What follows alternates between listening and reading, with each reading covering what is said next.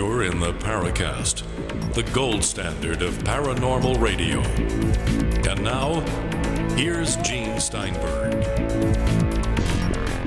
So this is our first episode of 2015. And some people never believed the Paracast would last that long. Some suggested after 2006 we had shot our wad and it was time to leave. But we're still here, completing 9 years in February, looking forth to the 10th anniversary show in February of 2016.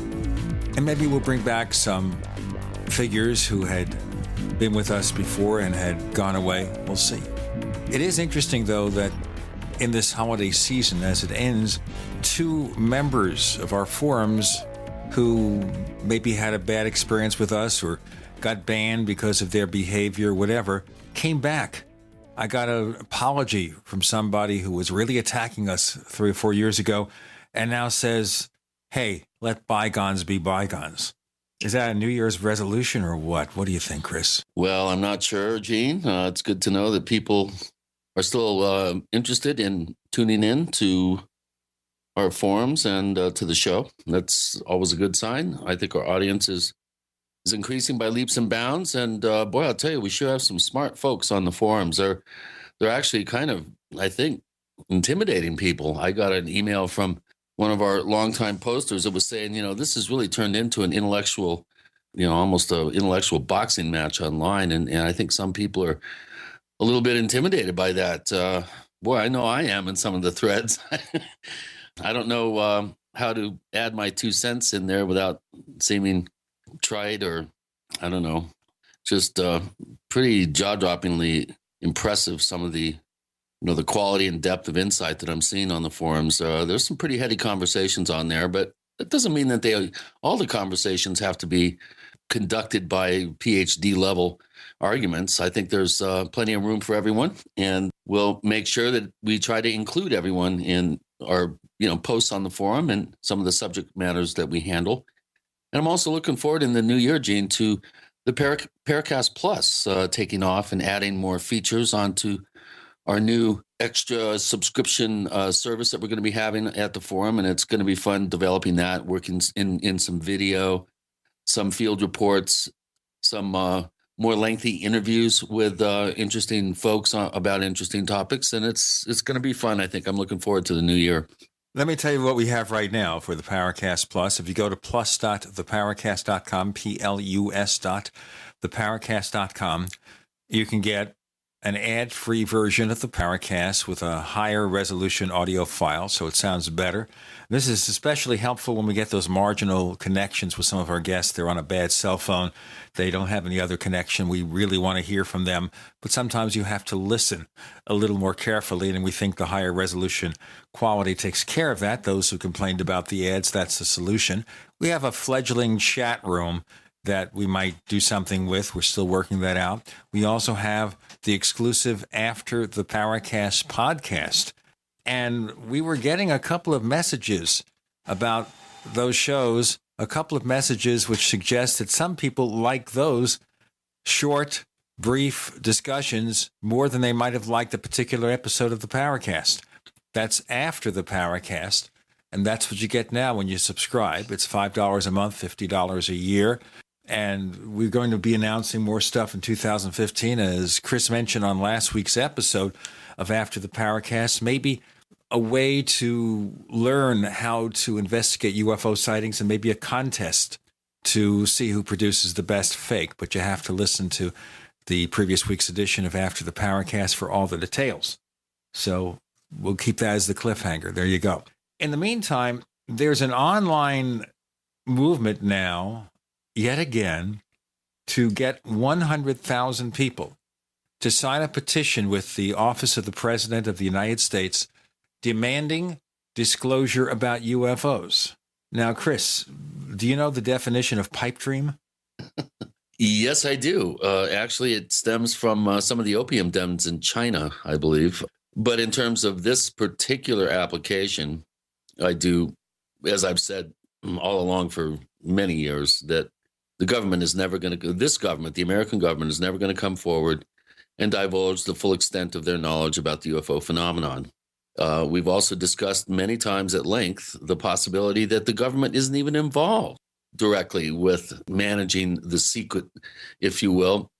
It may be completely in the hands of the military-industrial complex and the aerospace companies and in some of our super high-tech corporations. It just seems to me that it would be out of the reach of any sort of disclosure movement if you kept it in the private sector, and that makes the most sense to me. It gives the government plausible deniability. We have no evidence that UFOs represent a threat to national security. We have no evidence that UFOs are extraterrestrial. But if all that evidence is funneled into private industry, they can say they don't have the evidence because they gave it to somebody. I wouldn't be holding my breath. These efforts, although well-intentioned and well-meaning, I think are just an exercise in frustration because, as we all know, it's a third-rail subject. It is not political in nature. It's not politically expedient, I should say, to attach yourself to any sort of paranormal subject. Look at the case of Senator Harrison Schmitt in 1979, attempted to put together a conference on the cattle mutilation phenomenon. And that was used against him when he tried to run for re-election, and he was defeated. And one of the things that was used against him politically was the fact that he had embraced such a woo-woo subject, and that was used as part of an effective campaign to defeat him in the following election. Now, maybe it was not connected, but the congressman, I think it was Congressman Roush, who originally was one of the prime movers behind the 1968 congressional hearings on UFOs, he was defeated in the next election and then went on to serve on the Board of Governors of the National Investigations Committee on Aerial Phenomena, NICAP, in its final years. So let that be a lesson to politicians. If you express too much of an interest in UFOs, well, it may hurt your political career. I don't know about Senator Barry Goldwater, because for years he tried to get more information on the subject. And Senator Goldwater, who had a high rank in the military, he never got what he wanted. No, he didn't. And look at the allegation, or the revelation, I should say, that Shirley MacLaine made about Dennis Kucinich and how that particular UFO-tinged element came back to bite him during the election debates. As soon as that was admitted, he was history. That's it. Yeah. Now, we're going to talk about history, as a matter of fact, today. And it's kind of a history that's very unpleasant. And it's all about a book we have here from Dr. Benjamin E. Zeller. And the book is called Heaven's Gate, America's UFO Religion. Now, this is not necessarily an indictment of the UFO field. It's about one singular cult that really caused trouble before they were involved in committing suicide. I mean, this was a pretty crazy thing. You wonder how anybody can be influenced to just end it all. Chris, you had some peripheral involvement with these people, didn't you? Yeah, I did. I just happened to be in the right place at the right time. How do you call it right place? Well, maybe the wrong place. I'm not sure. But I was speaking at the Eureka Springs conference in 1996. And that first, I believe it was Friday night, early Saturday morning, actually, just as the conference was getting rolling in the morning, I was in the hospitality suite in this group of 12 people, all looking like someone very distinct, like a doctor, a construction worker, an athlete, a housewife. This group of 12 people walked in and announcing that the sheep have returned. And it turns out that the Heaven's Gate cult, after being underground for, I think, about 18 years at that point, had come out publicly the night before in Fort Smith, Arkansas, and had showed up at the conference. Let's cover that. Yeah. The book is called Heaven's Gate. The guest coming up, Dr. Benjamin Zeller, with Gene and with Chris. You're in the Paracast.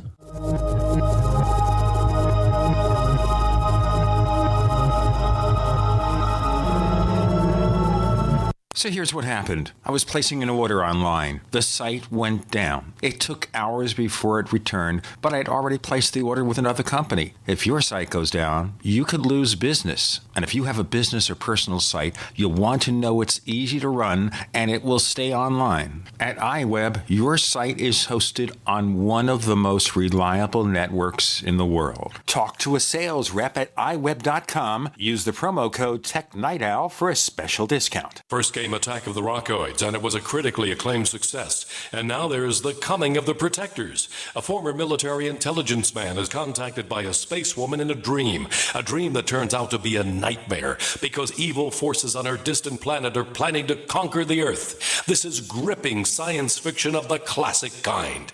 Attack of the Rockoids and The Coming of the Protectors. Find out more at rockoids.com. That's Rockoids, ROCKOIDS.com.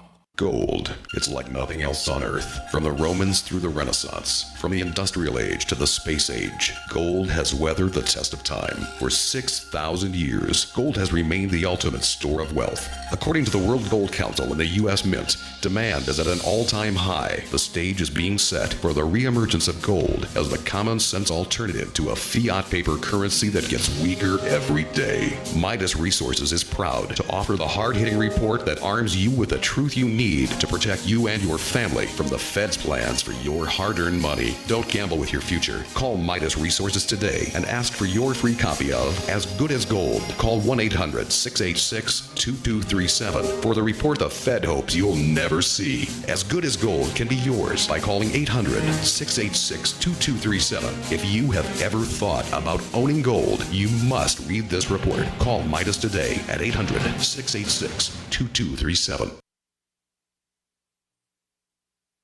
What good is a Big Berkey water filter? We get that question a lot here at BigBerkeyWaterFilters.com, and in a word, the answer is protection. Protection from water main breaks, E. coli contamination, environmental chemical spills, pesticide runoff, chlorine taste and smell, and all forms of fluoride. Plus, Big Berkey water filters are the original gravity water filter system and most trusted on the market for a reason. Tested by multiple independent NSF EPA certified labs, they are the gold standard in water purification. At only 1.7 cents a gallon, a single set of filters can last for 5 to 10 years. That means big savings. Big Berkey, the one that's powerful enough to purify stagnant pond water. Get a Big Berkey today at BigBerkeyWaterFilters.com. GCN listeners receive 5% off all ceramic filter systems. Visit our website or call 1-877-99-BERKEY. That's 877-99-BERKEY. Big Berkey Water Filters, for the love of clean water. The knowledge of the ancients, tried and true, trusted herbs and extracts fused with the latest nutraceutical science. Introducing the all-new Ancient Defense Herbal Immunity Blend, crafted with over 14 key ancient herbs and extracts to supercharge and prepare your body for what experts admit is the most dangerous season of the year. We have rejected hundreds of other formulations in our quest to bring you what is simply the most powerful and comprehensive proprietary formula that we have ever created in the realm of herbal immunity. For the last 2 years, our team has been working with top doctors, nutritionists, and chemists to develop the ultimate nutraceutical formulation. Experience the benefits of combining over 14 ancient herbs and extracts with exciting new advances in nutraceutical science. Now is the time to secure Ancient Defense for you and your family. Visit ancientdefense.com or call 888-253-3139. That's ancientdefense.com. We'd like to hear from you. If you have a comment or question about the Paracast, send it to news@theparacast.com. That's news@theparacast.com. And don't forget to visit our famous Paracast community forums at forum.theparacast.com. Joining us on the Paracast this week is Dr. Benjamin Zeller. He's author of a new book called Heaven's Gate, America's UFO Religion. Ben, welcome to the Paracast. Thank you for having me. Before we get started here, because this is certainly an unusual subject to consider for a book, and certainly we know the reasons why one would write a book about it, because it's obviously a fascinating tale. But what is your background that led you in this direction to be interested in this sort of thing? Sure. Well, my background is the study of American religious history and new religions in particular. But really, what got me interested in the topic was Heaven's Gate itself. I was in college when the Heaven's Gate suicides occurred in 1997. I was actually taking a class. I was a religious studies major. I was taking a class on messianism and millennialism. We were looking at it in the historical context. We were looking at it in terms of ancient Near East, things like the early Christian movement, some of the mystery cults in Rome and Greece. But then right in front of my eyes here on the west coast of America was a millennial messianic movement unfolding in spectacularly self-destructive fashion. And that's really what grabbed me. I really wanted to understand what this group and groups like it are about. That's really what got me interested in the study of American religion in particular. Now, looking worldwide, we're talking here about a religion that ended up with people offing themselves. Correct, yes. Is there a history of much of that in any religious movement that you've studied? There are relatively few examples, but there are several. Well, the ancient example that people often look to would be Masada. The Jewish rebels in Masada during the revolt against Rome in the first century, who rather than allow themselves to be captured, enslaved, raped, chose to commit suicide instead. That was during the revolt against Rome when the Second Temple fell in the first century. More recently, the Russian Old Believers was a group really started in the 19th century. In Russia, they were a splinter group from the Orthodox Church. Several groups of them actually barricaded themselves within their churches and set fire to them to avoid having to become heretics in their mind by converting to the official faith. There are examples, and more recently the Solar Temple, of course, which occurred around the same time as Heaven's Gate. The Branch Davidians, there's a big debate over whether that was suicide or not, Jonestown. But certainly there are examples, relatively few and far between. All right, let's look at the second connection here, UFOs. Do you have any personal interest in UFOs at all, or was it just largely in connection with this particular movement? Well, my personal interest is in science fiction, actually. I grew up a sci-fi fan. I remember raiding my dad's bookshelf when I was a kid and picking out Asimov and Clarke and reading, all the great classics of science fiction. UFOs themselves, until I encountered Heaven's Gate, I saw them as sort of a part of sort of that whole milieu of sort of the speculation about the unknown and what's out there. Okay, so you followed science fiction. You didn't take UFOs seriously then at all, I gather. And I mention this because of the fact that I'm one of those rare people interested in UFOs and interested in science fiction. I've even written science fiction stories with my son. And the reason that's kind of curious is you'd think there'd be a natural affinity for the two. But many times when you try to have people involved in science fiction also get involved in studying UFOs, whether they believe in them or not, you ended up with all sorts of conflicts. Mm-hmm. They didn't want to hear that. They were happy to hear that things can happen in fiction and any possibility can be explored, but not that there could possibly be a reality. But before we get into the Heaven's Gate story, then, after all this happened, did anything lead you to explore UFOs independently of this?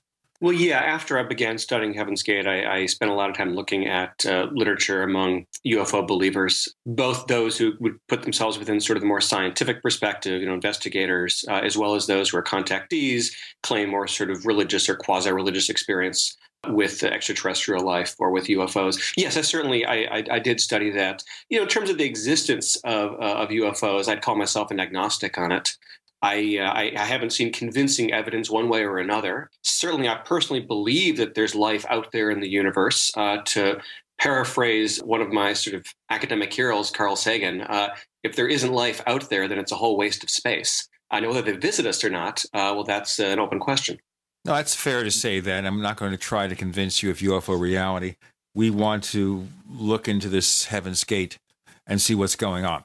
So maybe you could tell our listeners here your exposure to this. Now, let me tell you, my background first is I first heard of the people involved in this, I guess going back to even the 70s, about these characters named Bo and Peep. And I just looked at that as being something funny. Yeah, well, they meant it to be funny, actually. They used guinea and pig before they even used Bo and Peep. They had a real sense of humor about it. And then Tea and Doe was what they went with later on. Certainly, I mean, they saw their human lives, their human names as almost costumes, which they were putting on. They identified themselves with what they called level above human, with outer space, and they really saw everything of the human level. At worst, an illusion; at best, sort of a theater or sort of a place for a classroom. But the names they used, no, they knew they were quite funny.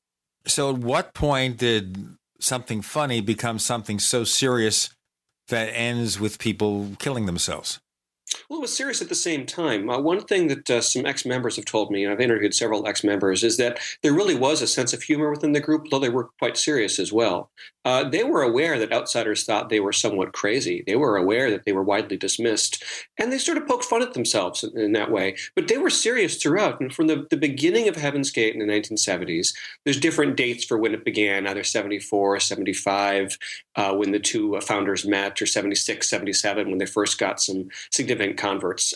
But going back to the mid-70s, from the beginning, they were serious that they wanted to figure out the truth of the universe, the truth of religion, the truth of science, the truth of UFOs, the truth of the Bible. It was a very serious pursuit for them and those who followed them. Chris, maybe you should explain how you got peripherally involved in some of this in more detail for Ben. Sure.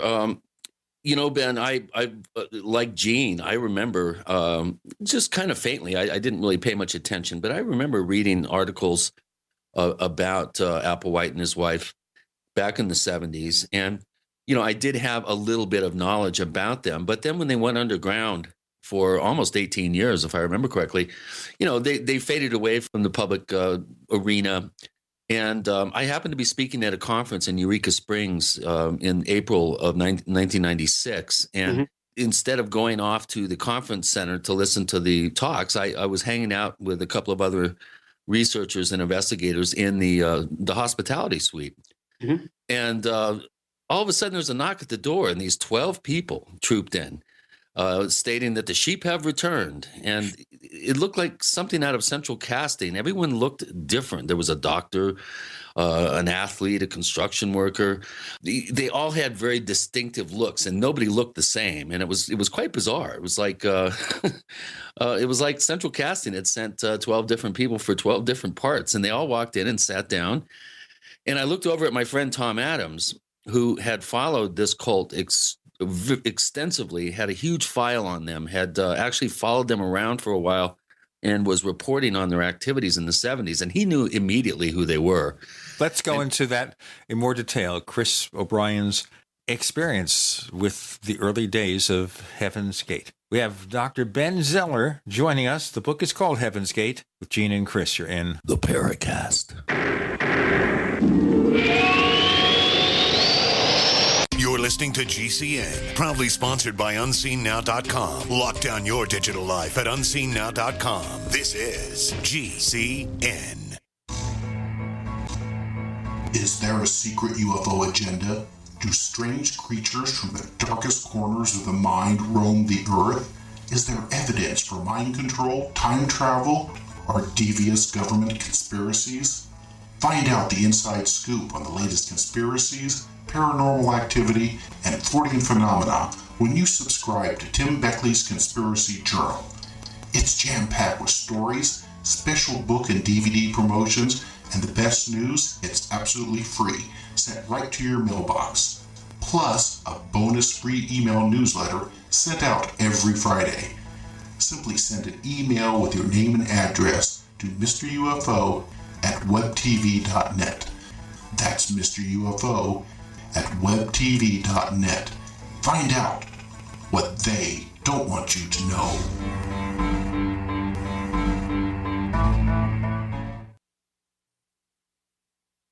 You pick up the receiver. With your heart racing and sweat dripping from your forehead, you finally muster the courage to dial the number to call into your favorite talk radio show. It rings once, twice, and then... Hello, it's GCN. What's your name and the state you're calling from? Surprised you got through, you squeak out. Jason from Minnesota. Please hold. As you patiently wait for your turn, you begin to daydream about being a famous talk radio host and what it would be like to have your own show.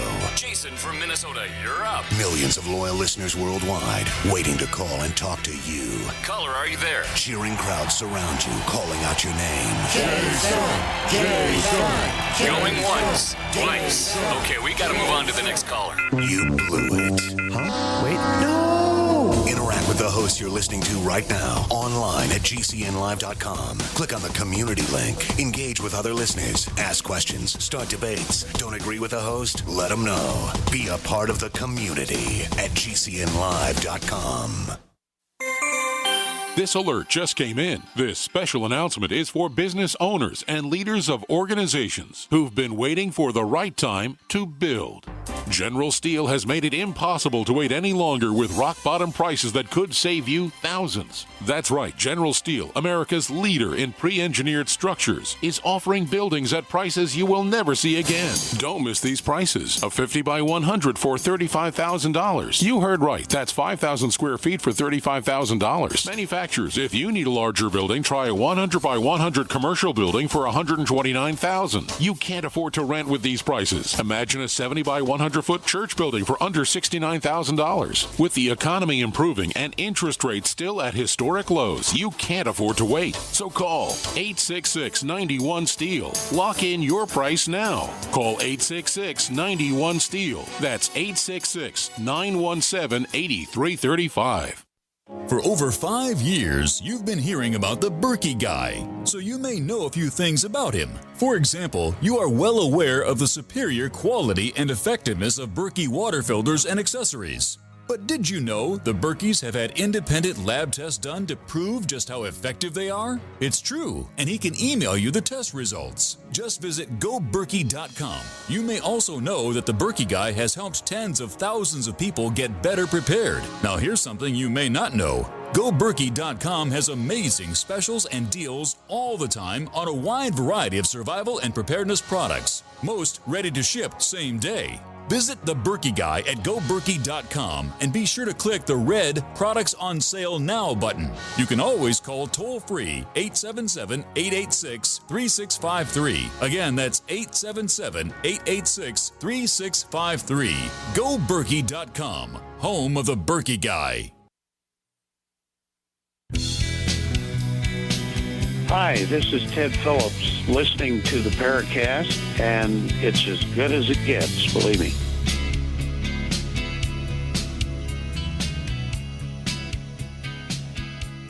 We'll have a lot to say on this episode and other subjects in our After the Paracast podcast, which goes up the same day as the podcast version of this show. To get a copy, you join the Paracast Plus at plus.theparacast.com, plus.theparacast.com. It's $5 a month, $50 a year for After the Paracast plus the ad-free version of this show. The book is Heaven's Gate. The author is Dr. Benjamin Zeller, and Chris is telling you about his early involvement with the people involved in this cult. Chris? I wouldn't say there was involvement there. I did keep them at arm's length. Just to recap, I was sitting in the hospitality suite at the Eureka Springs UFO conference in the spring of 1996. 12 people walked in. As soon as they walked in, one thing that we noticed that was quite actually quite strange. We had a beautiful spring, Ozarks day that morning, and there wasn't a cloud in the sky. And it was very strange that as soon as they arrived, this big thunderhead started to form right over Eureka Springs. And during the hour or so that I was in the room with these people before they left, it was about 45 minutes to an hour, a pretty intense lightning storm broke out. And there was kind of a reddish colored lightning, which I'd never seen before or since. As a little side note to this, there was something quite strange about the storm. And I'll tell you what, we actually researched the storm later, the following, that evening. So anyway, these people are all sitting in this hospitality suite, and they're telling about that they had just come out. They had given a public presentation the night before in Fort Smith, and that they were coming up here to meet folks at the Congress or at the Lou Ferris's UFO Eureka Springs conference. And as it turns out, they actually were able to I guess, bring somebody with them away from the conference. They converted somebody at the conference, and this became quite a controversy the following day when they showed back up, and this woman left with them. There was almost a physical altercation between her friends and the Applewhite group, but she did end up leaving with them and just turning her back on her family, her husband. So I'm not sure when they actually met her or what they said to her to indoctrinate her to the point where she was enlisted as one of the members. But going back to that afternoon when they were sitting around the room, when they heard that I was lived in Crestone, Colorado, which is kind of an aspiring little New Age town in South Central Colorado. It has a reputation for a lot of the world's unbroken spiritual lineages are represented there. When they heard this, they were very insistent on getting my contact information. And for the next year, every few weeks, every month or two, they were trying to contact me to try to get them into Crestone so that they could speak there. And I kept putting them off. And the more I put them off, the more letters Applewhite would write to me, the more videotapes he would send. I have a box full of stuff that was sent to me over that particular time period, the year prior to the Rancho Santa Fe fiasco. But one thing that really struck me about these people is how normal they seemed. They didn't seem loony, crazy. They seemed very grounded, down to earth. None of them really seemed like they had any sort of obvious issues, mental, spiritual, or otherwise. And I was struck by their normalcy.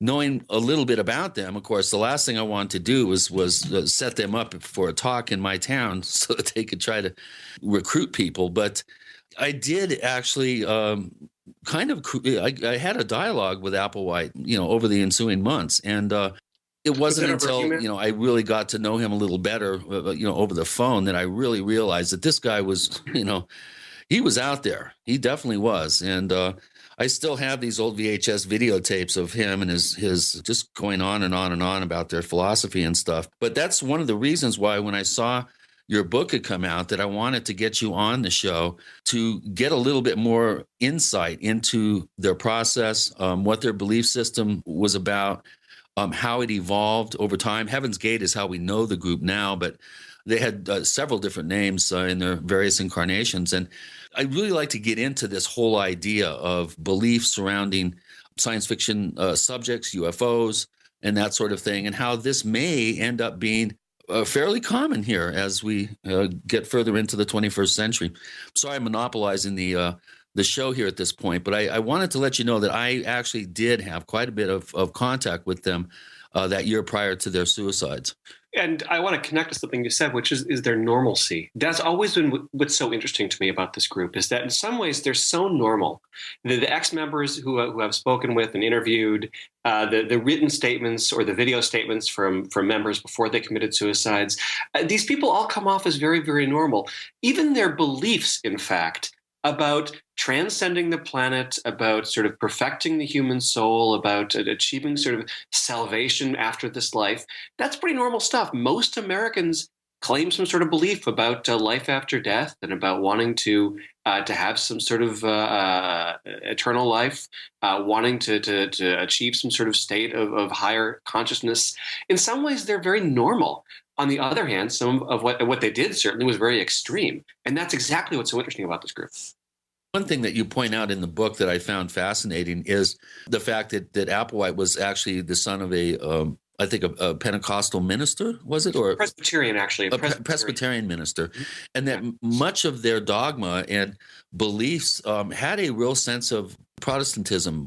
There was this kind of apocryphal version of it, but it was very Christian-based at its core, wasn't it? Yeah, I'm definitely convinced of that. There is a debate within the academic community over this, but I'm convinced that basically what they did is they took a Christian set of basic doctrines and texts, and they read it through a lens which was influenced by ufology, by the New Age movement, by astrology. But at their foundational core, from beginning to end, what they were about was basically a Christian message about interpreting the Bible, about trying to understand who Jesus was and who God was and the nature of the human soul and how to transcend this earth and achieve a heavenly paradise.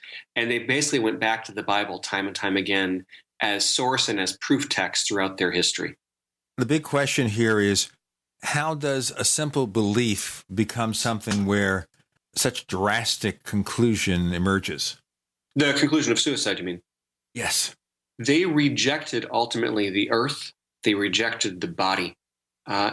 When they first began, they were intent on the belief that you had to transcend the planet in bodily form. They were actually asked at one of their very first public meetings in Walport, Oregon, really the first time they hit the press after a large number of people joined. They were asked, can you do this when you're dead? And they said, no, you have to bring your body. And the reason they believed this is they believed in the rapture in the classic Christian sense, the classic fundamentalist Christian Protestant sense, that is, which is that Jesus will meet the believers midair and bring them into heaven. That's based on a particular interpretation of the Bible, which became very popular in late 19th, early 20th century American Protestantism.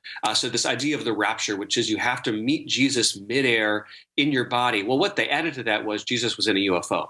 So you're going to meet Jesus in the UFO. You're going to be lifted up with some sort of technology and meet Jesus and the UFO sort of hovering in the atmosphere. They were very clear. It's in the atmosphere. And then you and your body and Jesus are going to go on to the next level.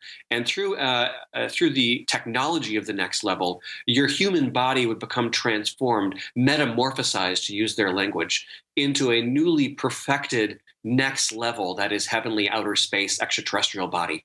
That was what they began with. When in 1984, Bonnie Lou Nettles, the co-founder of Heaven's Gate, died, and her body lay there decomposing and eventually had to be disposed of like any other human body, they fundamentally had to rethink their theology because this really shook them to the core. The body of Nettles, that is T, as she went, or Peep, didn't go anywhere. So therefore, they instead shifted their idea to the soul. That is the soul which will transcend the earth. Let's transcend this, folks. We've got Dr. Benjamin Zeller with us. With Gina and Chris, you're in the Paracast. Great minds think alike. The network for the independent-minded. The Genesis Communications Network. GCN. Attack of the Rockoids has been well received by critics and readers alike. It's a thrill-a-minute story you'll never forget. A former U.S. military intelligence officer is haunted by intense dreams about a beautiful woman pleading for his help after a terrible battle in outer space. But the dreams turn out to be true and thrust him into a telepathic love affair with a woman whose faraway planet is intent on destroying the Earth. And now the gripping tale continues in The Coming of the Protectors. It's the second book of the Rockoids trilogy, a galaxy-spanning adventure that pits our hapless heroes against powerful, fanatical enemies that threaten the lives of freedom-loving beings everywhere. Attack of the Rockoids and The Coming of the Protectors, classic science fiction at its best, available now. For more details, visit rockoids.com. That's ROCKOIDS.com. The experts at Web.com want to build your business a successful website for free, just like we did for these current Web.com customers. We've used and looked at other website designers, but there's nobody better than Web.com. Web.com can build your website in as little as 7 days free. Plus, we'll promote it on all the major search engines like Google, Yahoo, and Bing. If after 30 days you're happy, we'll continue to provide promotion, hosting, support, and maintenance, all for one low monthly fee. If not, cancel and pay nothing. If you're in business today and you don't have a web presence, you won't be taken seriously. Call right now and you'll also get a free .com or .net domain name for your new website, powered by VeriSign, the world's leading domain name provider. Call 800-297-0154. That's 800-297-0154. No upfront charge for site build, after which ongoing fees apply. Rights to site are relinquished when canceled. Domain included during active service, after which fees apply. That's 800-297-0154. The knowledge of the ancients, tried and true, trusted herbs and extracts fused with the latest nutraceutical science. Introducing the all-new Ancient Defense Herbal Immunity Blend, crafted with over 14 key ancient herbs and extracts to supercharge and prepare your body for what experts admit is the most dangerous season of the year.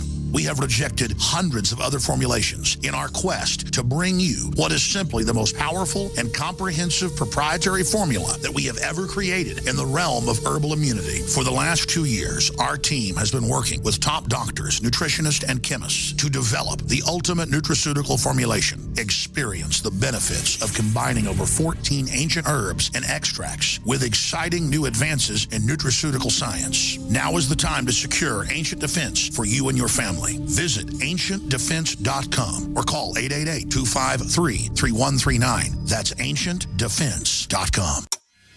Time waits for no one.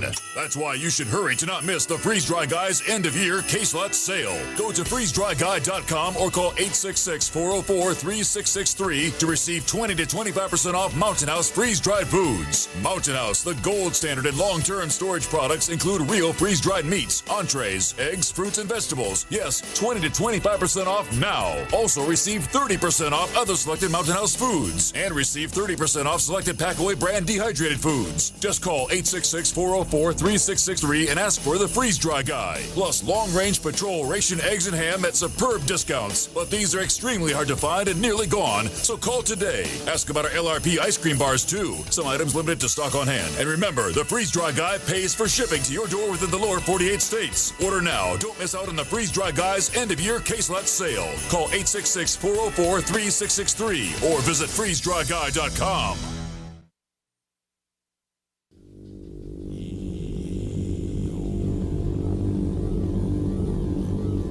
This is Jacques Vallée. You're listening to the Paracast, the gold standard of paranormal radio.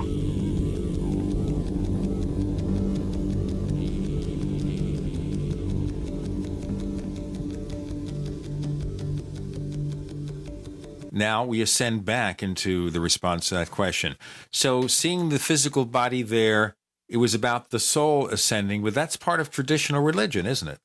That's correct. But what they did is they took it in a very radical direction. It became only the soul. It's just the soul. The body is just a container, a vehicle, a vessel. The body became ultimately worthless to them.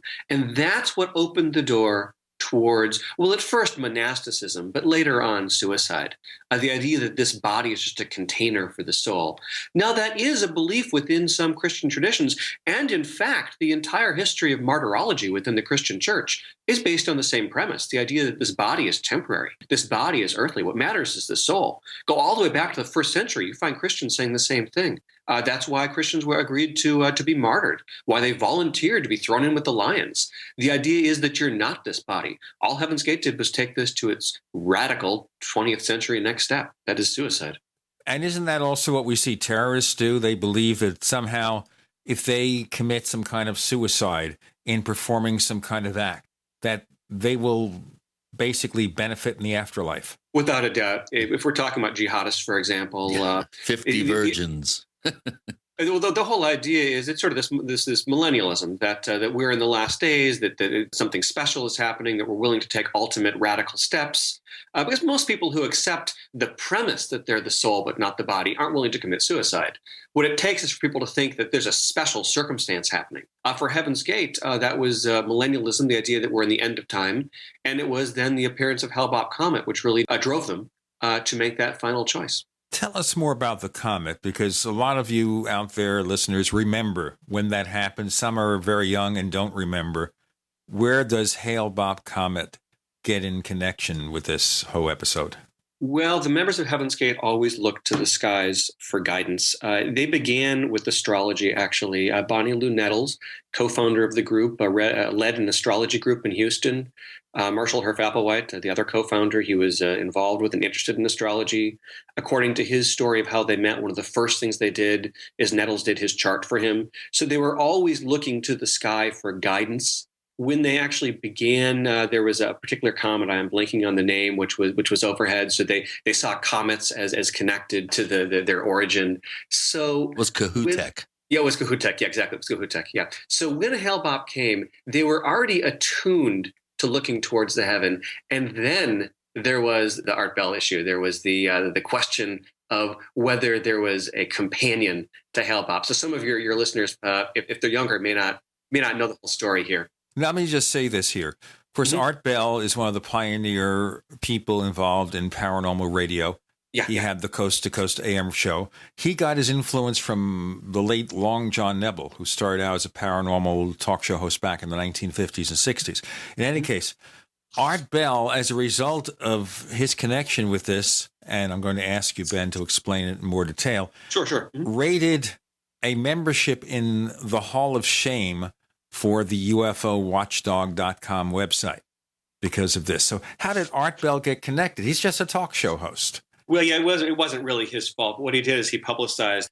There were different individuals who claimed that they saw a something following Hale-Bop comet, and the something varied depending on who was photographing it or engaged in various practices trying to see what it was. On sort of the more scientific side, there were people who claimed that they had photographed something, a UFO of some sort, following Hale-Bop. On the more sort of New Age side, there were those who claimed that through astral projection or remote viewing, they had actually seen what this was. And the claims varied from a more conventional flying saucer-style UFO to something the size of an entire planet following the comet. But there was wide speculation that something was following it. And all that Art Bell really did is he publicized these various callers who called in and claimed that they saw this or saw that or photographed this or photographed that. The members of Heaven's Gate were intrigued by this. I mean, they were always fascinated by the paranormal, by ufology, by astrology.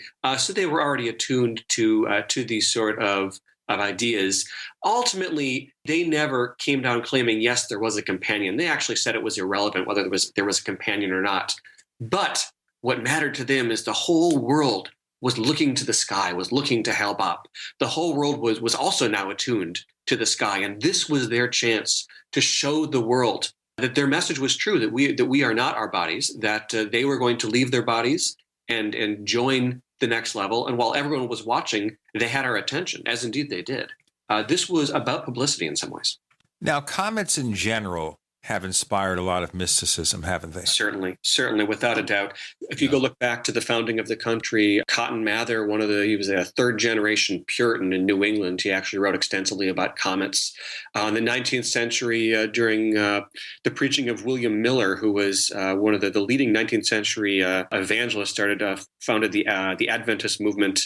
There was a comet overhead, which was integral to his preaching that the end of the world was nigh. If you go back to the Middle Ages, there's several examples as well. Certainly, comets have long intrigued the religious imagination and been seen as symbols of divine action. Now, I recall here also that there was a lot of mysticism around Halley's Comet, that things were supposed to happen, and they never seemed to happen. No, that was part of sort of the more general New Age milieu and sort of these the hopes that a New Age was dawning and the comet represented an advent of that. It was much more of what my friend and colleague Kathy Wessinger would call progressive millennialism, the idea that a new wonderful age is dawning that will sort of slide into it, and the comet inaugurated it. There were relatively few catastrophic groups associated with Halley. All right, let's get tighter on the UFO connection here. Because obviously we have the modern UFO enigma. Some people call it a myth, whatever you think about it. And we take the position something's going on that's genuine. The modern UFO era begins in the late 40s. And you've had serious people interested in the subject, believing that we're looking into a scientific mystery. We're being visited by people from other worlds or whatever it is. It's a mystery that scientists should look at and determine the outcome. We have other people who think of UFOs as a messenger. Maybe ET is here to warn us of the consequences of our handling rather unfavorably of natural resources, global warming, nuclear proliferation, whatever. Some people say that the space brothers are here to help us, to get us out of this mess, and maybe recruit a number of people to be part of this new movement. And it sounds to me like Heaven's Gate is part of the latter. Yes, with influence from the formers as well. Nettles, the co-founder, was briefly a member of the Houston Theosophical Association, part of the Theosophical Society of America, and they, along with the I Am movement and several other sort of splinters out of Theosophy, are much more part of sort of that Space Brothers approach. The idea that there are, you hear the terms vary, the Ascended Masters, the Great White Brotherhood, the Space Brothers, that they are out there and they're there to guide us. So they do visit us in one way or another, either through channeling or through actual visitations on board spacecraft or through other means, that they're in communication with us to guide us and to help us. That is part of the background that Nettles brought to the formation of Heaven's Gate. Nettles, also known as Peep or T within the movement. I tend to use their birth names. But she brought that with her. But they were intensely interested, as I said, both in astrology, but also ufology. They were interested in questions about the Roswell crash. They were interested in questions about government conspiracies. They were interested in also Christian millennialism and how these might possibly connect. They're not the first group of Christian thinkers to try to connect Christianity and either ufology or belief in contactees. There's certainly other examples. But yes, they did bring all of these different approaches together and eventually come to the conclusion that the members of the evolutionary level above human, or the next level, had come to Earth basically to recruit. Of course, if we're trying to be logical about such things, I always wonder why advanced beings would ever care about what we do or why we do it. It doesn't matter what you think about UFOs. Why would they give a damn? For members of Heaven's Gate, because they were benevolent. The example they used was that we are the garden and they are the gardeners. And just as a gardener hopefully is benevolent towards his or her garden, so too are the extraterrestrials towards us. Most people don't plant a garden and ignore it, or spray Roundup all over it, unless they have to. Most people plant a garden and carefully prune it and take care of it and harvest from it. And that to them was the proper metaphor for our planet and for us as a species, that we are the produce of the garden, basically. And the extraterrestrials who are part of the evolutionary level above human are the gardeners. That implies a couple of other things that I would like to get into with you, Ben Zeller, in our next segment. But in the meantime, the book is called Heaven's Gate, America's UFO Religion. And this is a class act. And this book is well written, carefully researched. You really should take a look at it. With Gene and Chris, you're in the Paracast. You're listening to GCN, proudly sponsored by UnseenNow.com. Lock down your digital life at UnseenNow.com. This is GCN. This is Dan Pilla. Do you owe the IRS money you can't pay? Are tax debts crippling you? I've defended people from the IRS for over 30 years. I've helped thousands, and I can help you too. I wrote the book on IRS settlement, and I'm telling you, there's no such thing as a hopeless case. Call 800-34-NO-TAX to finally get free of IRS debt. With the IRS's new programs, there's never been a better time to solve your problem. Call 800-34-NO-TAX. That's 800-34-NO-TAX, or my website, danpilla.com. We the people grow cotton, weave fabric, engrave ink, embed strips and fibers to protect from counterfeit, then carting to a private bank, having it lent back at interest, forcing taxes to service debt. This capitalism, or was Jefferson correct when stating a central bank issuing the public currency is a greater menace to the liberties of the people than a standing army? Hi, Ted Anderson. I'm placing a free silver dollar in a book that explains our monetary system. Call for your copy, 800-686-2237. It's time to understand the system. Call 800-686-2237. That's 800-686-2237. Don't complain about your cable bill going up and up and up. Do something about it. Grab a pencil and jot down this special number, 1-855-905-MY-TV. The more cable TV rates go up, the better digital satellite TV looks. Say goodbye to the cable guy and get more of your favorite channels in 100% digital quality for less money. Call 1-855-905-MY-TV. Sign up for packages starting as low as $19.99, and there's no equipment to buy. You get free HD TV upgrade, a free DVR upgrade, and free professional installation. You control what you watch when you watch it. Record your favorite shows, pause and rewind live TV, even skip the commercials. Watch local channels too. At just $19.99, what are you waiting for? Pull out your major credit or debit card. Call 1-855-905-MY-TV. 1-855-905-MY-TV. Say goodbye to the cable guy. Cut costs and get more. 1-855-905-MY-TV. 1-855-905-MY-TV.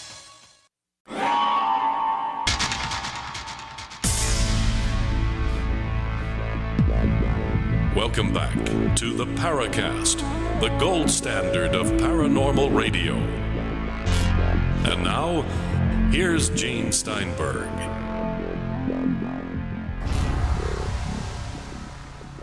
Dr. Benjamin Zeller is here talking about his book, Heaven's Gate. Now, when you talk about we earthlings being in this garden, there's another implication there, which is that these advanced beings, the space brothers, who and what they are, put us here.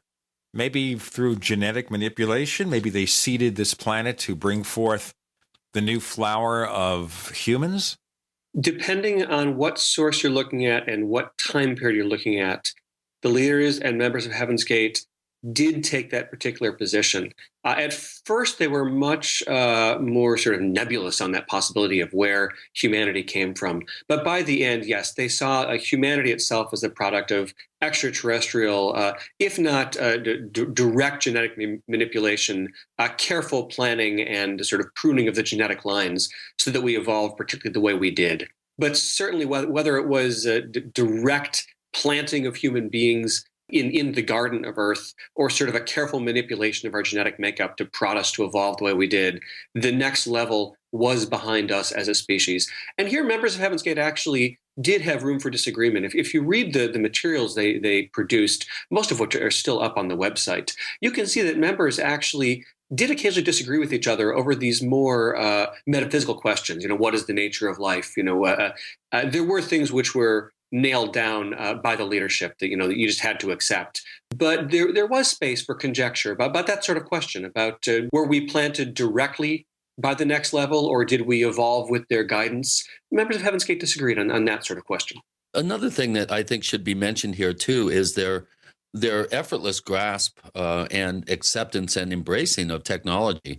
They were very, very much involved in early Usenet groups in the emerging internet during the early to mid 90s.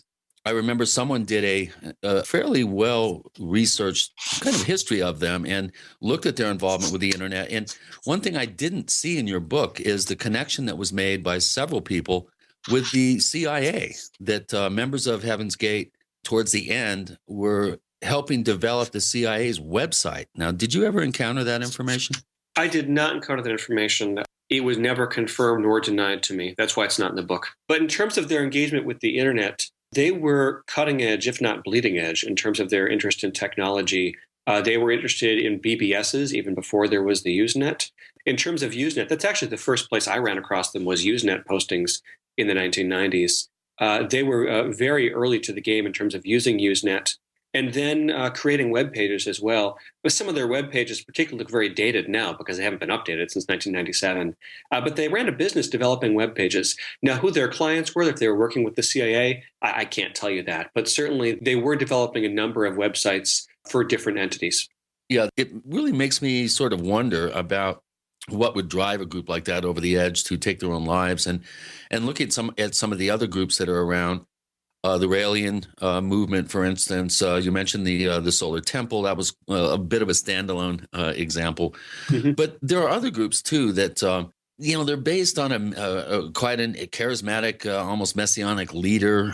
People tend to give a lot of money to these individuals to help their programs and to increase the size of the group. Of course, Dr. Stephen Greer immediately springs to mind with his whole CSETI program, which alleges going to train people to be ambassadors to the universe for humanity, and that he, for some reason, has been elected or ordained as the trainer or the chief ambassador.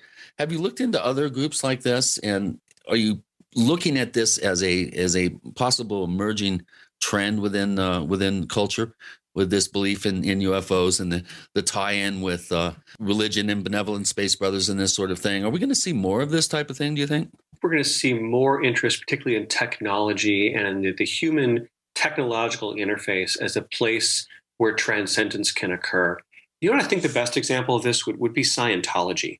If your listeners aren't familiar with Scientology, the E-meter is a central part of Scientology practice. This is basically a voltometer, which is used during auditing, which is sort of religious counseling sessions between Scientologists. And they hook themselves up to this E-meter, and Scientologists believe that the E-meter is helping them to, on their path towards clear, towards achieving sort of a level of transcendence. But it's a box, basically. I mean, if you're an outsider, you'd call it basically it's a voltometer. It's measuring electrical resistance. But for members of the movement, it is a religious technology which is essential to their quest to transcendence. I think there's going to be other groups in the future which do look to technology and the interface between humanity and technology as a place to try to achieve that transcendence. The entire sort of idea of transhumanism is part of that movement. The idea that we and the machine will eventually, if not merge, reach towards the same point of interface and connection. The singularity, be careful what you wish for. Boy, if you start merging man with machine, I don't think that it's going to be an equal merging for very long. I think the machine side of it's probably going to be wanting control over the equation. Well, sure. You have your Ray Kurzweils who think that it's going to be sort of a brave new future, brave new world for humanity once we achieve transhumanism. But you also, I think, have think of pop culture, think of the Matrix, the idea that indeed that it's an uneven match, or the Terminator for that matter. Well, at least with the Matrix, though, we're all basically dreaming it, what's happening. So therefore, if we're dreaming it, if we off ourselves, it's not really happening. You know, it's funny in terms of the Matrix, actually, that's it's almost a parallel to what Heaven's Gate members believed. They never, no ex-members or members ever talked about the Matrix with me. But in fact, I'd have a look at the date. I think Matrix came out maybe 99. Right after 99. Yeah, so of course they wouldn't have. The pop culture reference, which I often got from ex-members, was actually Stargate. And Star Trek as well. They were quite into Star Trek. But an ex-member once told me, well, go watch Stargate. That'll teach you everything you need to know about the way the universe actually is. So they were quite aware that fiction, and that sci-fi in particular, can have truths within it, which are sometimes even more true than the truths we think we see within what is ostensibly work of fiction. Well, let's look at Stargate. Now, we all remember the original movie with James Spader. And that movie was directed by Roland Emmerich with Dean Devlin, the people who brought you Independence Day. And then it was purchased as a TV show, which became Stargate SG-1 with Richard Dean Anderson, MacGyver, taking over. But at its heart, the Stargate is this way to transport yourself across the galaxy or between universes with some kind of wormhole engaged by two stargates at your departing point and your destination point. But it also talked about our early history and how we interacted with advanced beings, known as the Goa'uld. Would you tell our listeners more? Well, and that, for Heaven's Gate members, was the key of the truth that was within Stargate. The idea that our ancient primitive ancestors would have looked to extraterrestrials as something akin to gods. Now, this is heavily indebted to the sort of the chariot of the gods idea from von Däniken, the idea that ancient religions bear the mark of engagement with extraterrestrial life. But for these primitive human beings, tens of thousands of years ago even, when they met extraterrestrial beings, the only way that they could understand it was either through theology or demonology, either that these were beings of light or beings of darkness, here to bring us words of wisdom or words of destruction. And Stargate, part of the Stargate story is about the way that these extraterrestrials pass themselves off as deities in order to plunder really the resources of other planets. That, for Heaven's Gate members, was an essential truth, because for members of Heaven's Gate, there were two types of space aliens. Let's talk about those two types in our following segment. Don't forget that if you sign up for our weekly newsletter at theparacast.com, that's theparacast.com, you get a free copy of Chris O'Brien's Secrets of the Mysterious Valley with our weekly newsletter. Dr. Benjamin Zeller. The book is Heaven's Gate with Gina and Chris. You're in The Paracast.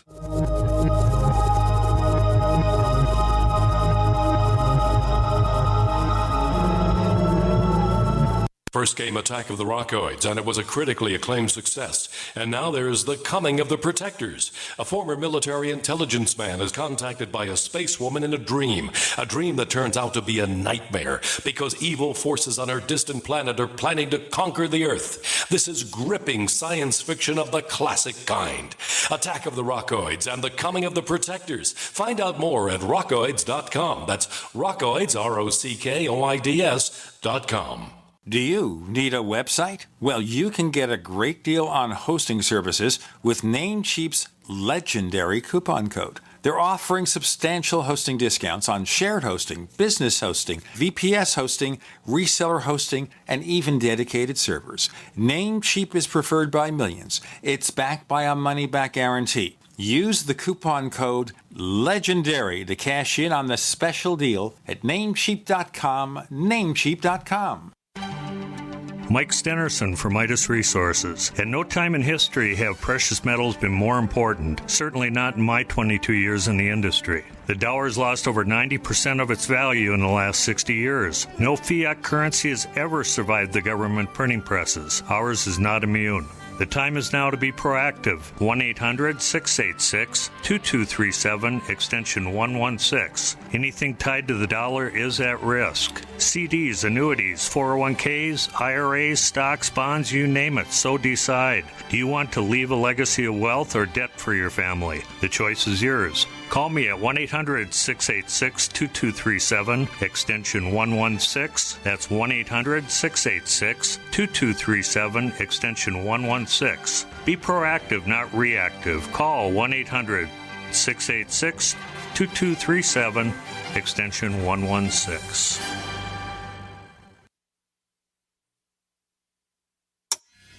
Time waits for no one.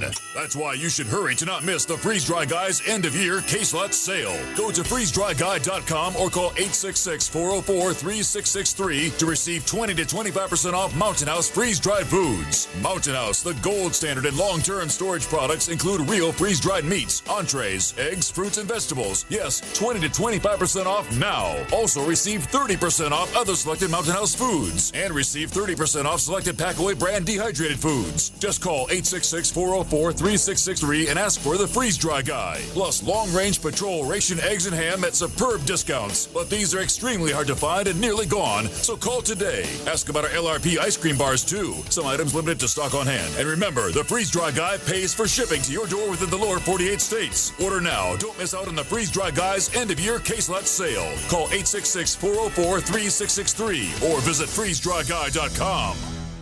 Don't complain about your cable bill going up and up and up. Do something about it. Grab a pencil and jot down this special number, 1-855-905-MY-TV. The more cable TV rates go up, the better digital satellite TV looks. Say goodbye to the cable guy and get more of your favorite channels in 100% digital quality for less money. Call 1-855-905-MY-TV. Sign up for packages starting as low as $19.99, and there's no equipment to buy. You get free HD TV upgrade, a free DVR upgrade, and free professional installation. You control what you watch when you watch it. Record your favorite shows, pause and rewind live TV, even skip the commercials. Watch local channels too. At just $19.99, what are you waiting for?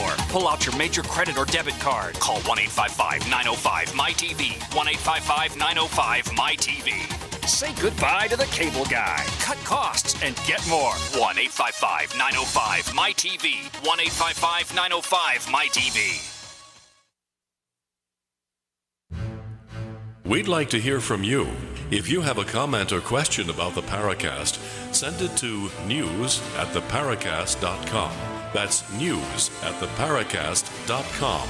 And don't forget to visit our famous Paracast community forums at forum.theparacast.com. Ben, two types of aliens. That is correct. Tell us more. For members of Heaven's Gate, at least by the end of the movement, it isn't clear if they accepted this premise at the beginning, but by the end of the movement, there were two types of space aliens. There were the benign beings from the evolutionary level above human. These were the beings who they believed originally contacted Applewhite and Nettles at the founding of the movement. These were the beings who've been interacting with humanity for thousands of years, or as long as humans have existed, really, trying to guide us and protect us. They are the beings who are gardening us as a planet and as a species. And they are also the beings that are trying to, if not recruit, engage with us in a helpful manner and open the door towards us evolving and becoming more like them. They're opposites. There are the space aliens. And they did use the term space aliens for the bad guys. For the good guys, it was members of the evolutionary level above human or the next level. But the bad guys were either the space aliens or the Luciferians. They were the remnants of a failed earlier civilization, which had achieved enough technology to go to space. And depending on which Heaven's Gate source you're looking at, they either came from this planet or Mars or some other planet nearby. But they did have the technology to travel the stars. However, they were the opposite of benign. They were maleficent. What they sought was control, power. They manipulated human beings through manipulating our religions, our governments, our societies. They were the ones behind the conspiracy. One way of trying to figure out how this developed is that when members of Heaven's Gate, particularly when Applewhite and Nettles, their leaders, were trying to figure out, hey, what's the truth behind UFO visitations, they didn't have any way to understand all the sort of the negative reports. You know, if the Space Brothers come to visit and they give some words of wisdom, or they take someone on a brief trip to see the cosmos, that could fit within their worldview. Okay, that's what Next Level would do. But if they're engaged in abductions, if they're attacking people, if they're engaged in despotism and sort of in any sort of conspiratorial work, that certainly couldn't be the Next Level aliens. So all of the idea of sort of these negative interactions with humanity, that was within their worldview. That had to be part of the Luciferian space alien element. So you have two sides, really. You have the good and the bad duking it out, and we're sort of in the middle. Wow. What do we know about the initial experience that Applewhite had in terms of, were they contacted by some sort of being? Did they claim some sort of contact experience that then spawned this whole movement? What were the underpinnings of the actual beginning of this group? They claimed channeled contact with extraterrestrials, although in retrospect, Applewhite and Nettles both claimed later on they might have seen a UFO. And certainly at the beginning, they never claimed they did. They claimed this was entirely through channeling. For your listeners that may not be familiar with channeling, it's the idea that that other beings, either are space aliens or ascended masters or past human beings who've reincarnated into some other existence, can communicate through a special person, through a channel, with the rest of us here on Earth. So a special person, a channel, and that would, in the case of Heaven's Gate, be Applewhite and Nettles, could communicate with these other beings who would then offer some guidance or instructions. So they claimed they communicated with up the chain, to use their terminology, with members of the Next Level through channeling. Well, you have to be real charismatic to somehow get a fairly large group of people. If you look at the sum total of all the people that were involved in this over the years, they were able to convince hundreds and hundreds of people the reality of their vision, of their experiences. At what point does the average person suspend their disbelief and then buy into a scenario like this? I'm sure that's very intriguing to you as a social scientist. It absolutely is. And from what I can tell, from best I can tell from the sources, the people who joined Heaven's Gate were already looking for something like this and had already been exposed to enough ideas like this where it at least came across as plausible.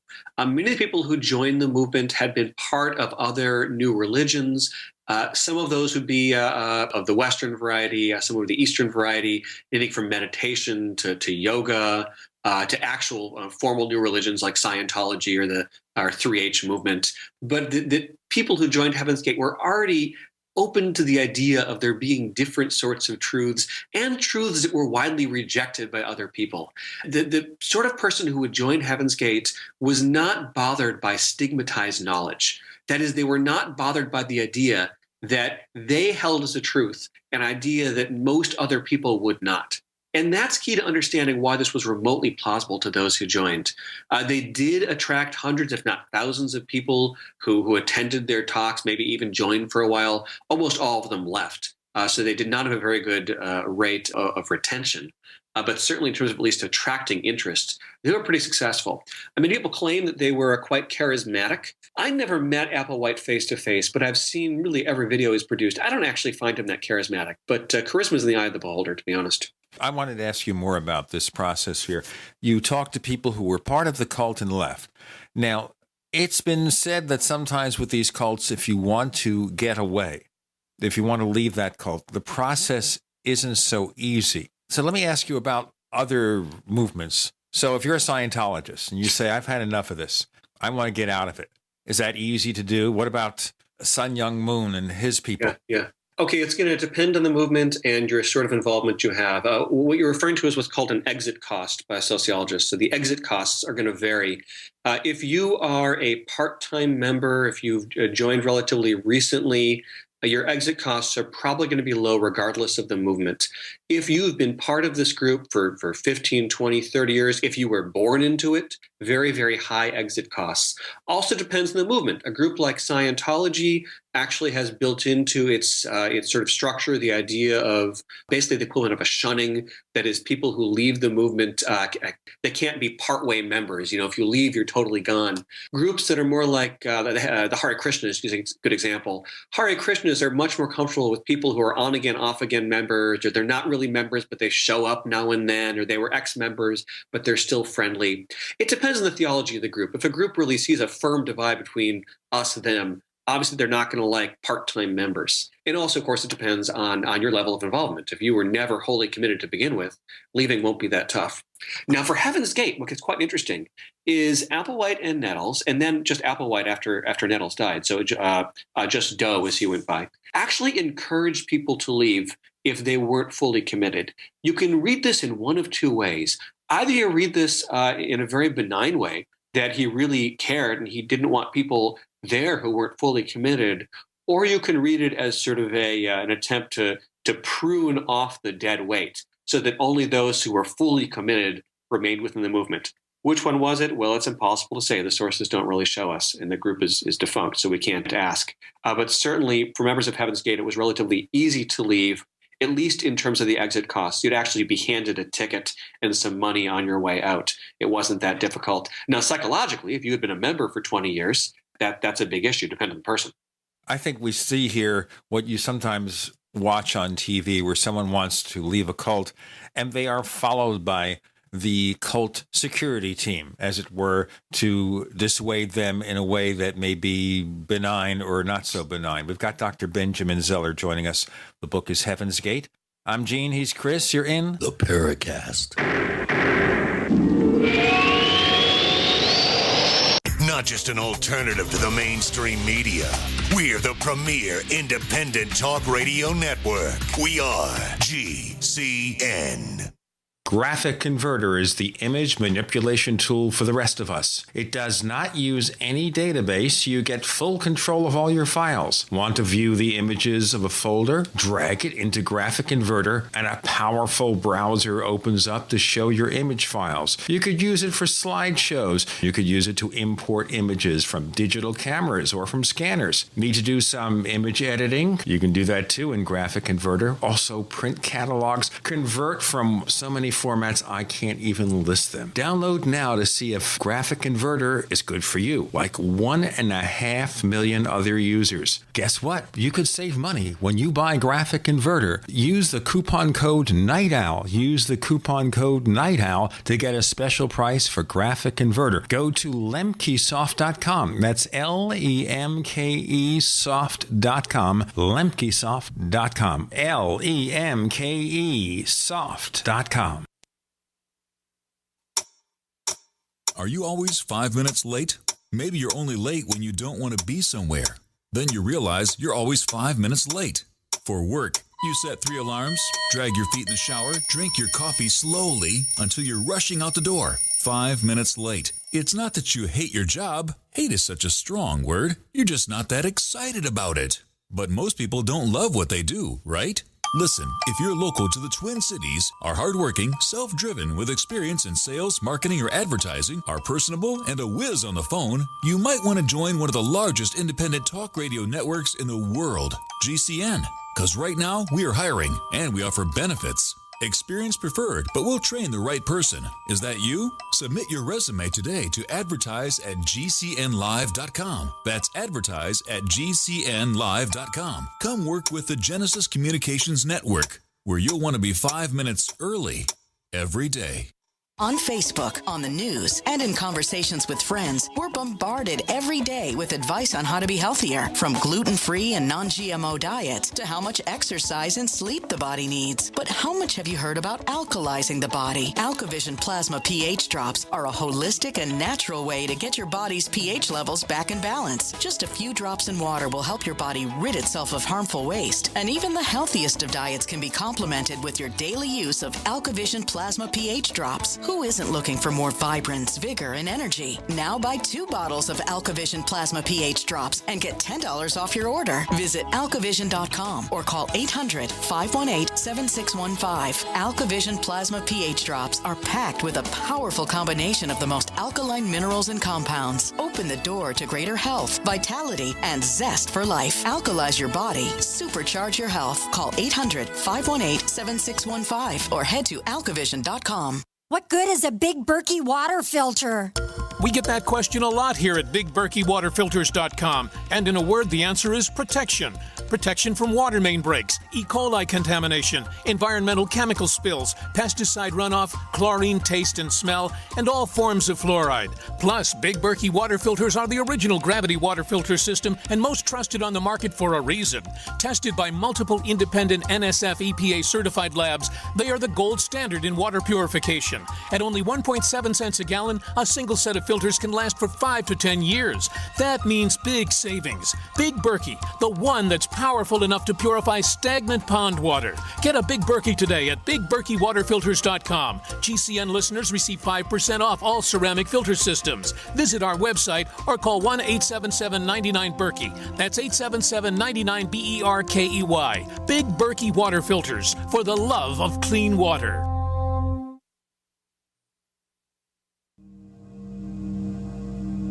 This is Leslie Kane, and I'm with the Coalition for Freedom of Information, and you are listening to the Paracast. Don't forget our new podcast, After the Paracast, talking about the episodes and a lot more. It's featured for members of the Paracast Plus. Go to plus.theparacast.com, plus.theparacast.com to sign up. And that way you get an ad-free version of the Paracast, After the Paracast, a chat room, and lots more content. The book is Heaven's Gate. The guest is Dr. Benjamin Zeller. So is there or was there in these movements some kind of security squad that stops the people or attempts to dissuade the people who leave the movement? Not in that sense. For members of Heaven's Gate who wanted to leave, what they would do is they would go talk to Applewhite and Nettles, or just Applewhite after Nettles had died, and he would ask them why they wanted to leave, what was going on. Then they would have to think about it, and they were really offered the choice: either you stay or you go. And it was there was no halfway at that point, though there were members who left and came back quite a bit. But there really wasn't a security squad. The ex-members I've talked to, who obviously did leave, being ex-members, said that often they were very torn psychologically by this, but there were certainly no impediments to their departure. And once they decided to leave, it was relatively easy. As I said, they were handed money and either a bus ticket or a plane ticket and told to take off. But there were many of these ex-members who actually came back. There were ex-members who left in the 70s or 80s who came back in the 90s. There were also people who left and stayed out. And most members who left stayed out. If you look at the numbers, there were about 40 people or so, give or take, by the end. They touched probably into the thousands of people, but they were in the high hundreds who had ever actually traveled with them or attended more than one meeting or in any way sort of been connected. But no, among the various new religions or cults that I'm familiar with, Heaven's Gate was actually one of the better ones in terms of if you wanted to leave, there weren't many impediments. Part of it was these were pacifists. They were basically living as monks and nuns. They abhorred violence. They abhorred any sort of restriction. And they did believe in free will, ultimately. Well, that seems to fly in the face of the conclusion, though, that they off themselves. That is an ultimate act of violence, isn't it? It is. It's an act of self-violence. They were very clear, though, that they didn't want people who weren't sure to be part of it. And there were members who left in the final months. In fact, the gentleman who found the bodies was an ex-member who had been tipped off. And in fact, most of the ex-members who I've been in contact with who left in the final months or years, they were aware that suicide was coming up as an option, and that was in many cases the reason why they left. But yes, I mean, there were their choices constricted. Yes, if you chose to stay, then you knew that you were going to be committing suicide, at least in the last couple of years of the movement's existence. That is a profoundly radical, profoundly self-violent choice.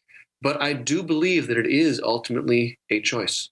Well, that begs the question: why weren't authorities alerted by concerned ex-members when they, being aware of this, what seemed to be more and more of a likely outcome? But one of the things that I really wanted to get into as well, before we talk about the actual events that occurred, in late March '97, what was the lifestyle like?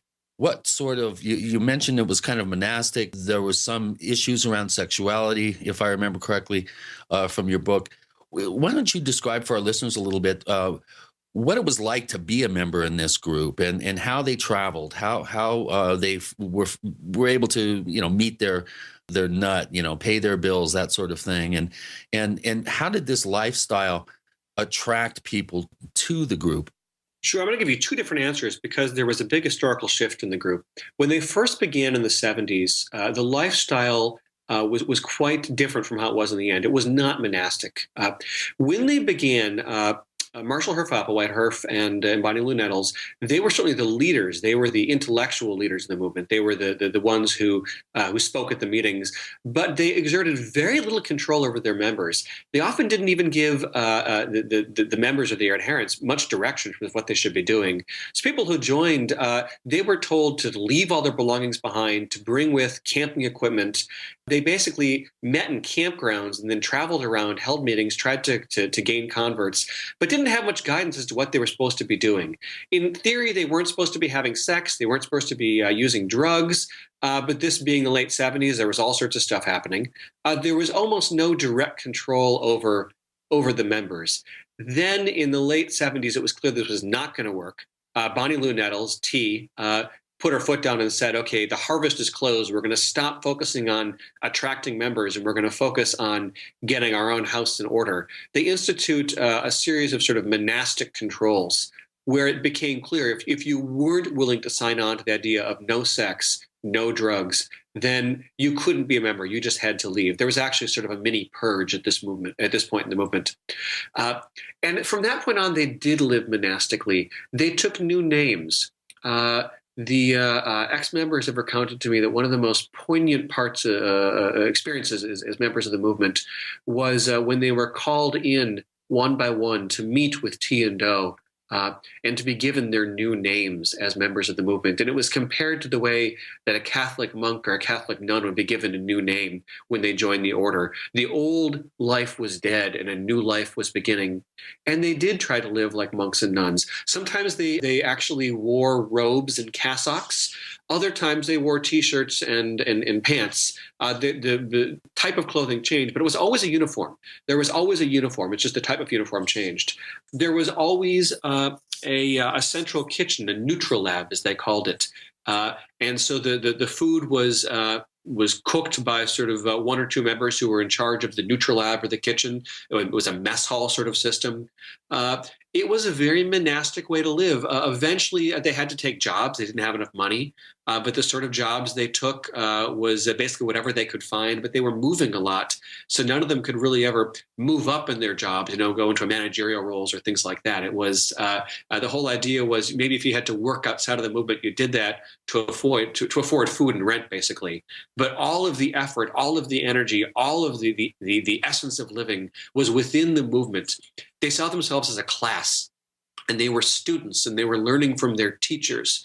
And everything was about that. I just don't see what the attraction is. Well, I think for most of us there isn't, and that's why there were only 39 members at the end. To be honest, no sex, no drugs, no rock and roll. Man, that doesn't sound like. Well, there was a lot of Star Trek. I'll give them that much. But no, I think that's why they were so small. This was a niche. This was a niche movement. This sort of lifestyle they offered didn't and doesn't appeal to most of us. You know who it appeals to? It appeals to people who've already basically given up on the world and think the world is not a great place, and what they want is something above and beyond this world. No, but they're monastic organizations in most of the world's religions, and they don't appeal to a lot of people. You have to be a very particular sort of personality and have a very particular sort of life experiences to make this remotely interesting to most people. And there's a long history of members who joined and left. There's an ex-member who said, basically, he told me, I kept asking him, so how come you left? Because it was clear he still believed most of it.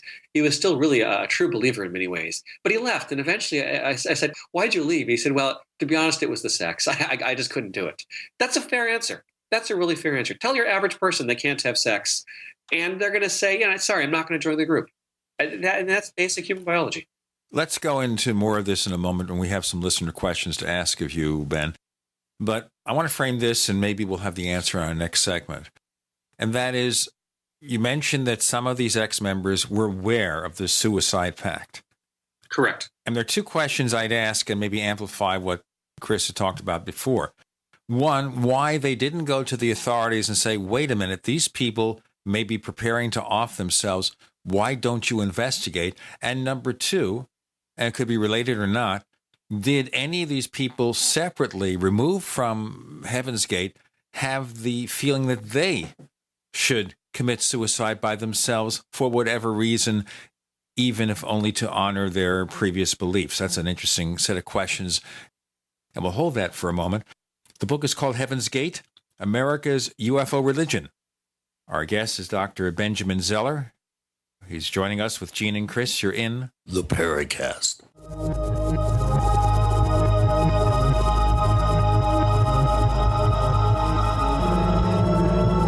UnseenNow.com, proud sponsor of GCN. Unseen Now's unparalleled encryption tools keep your communications secure. GCN.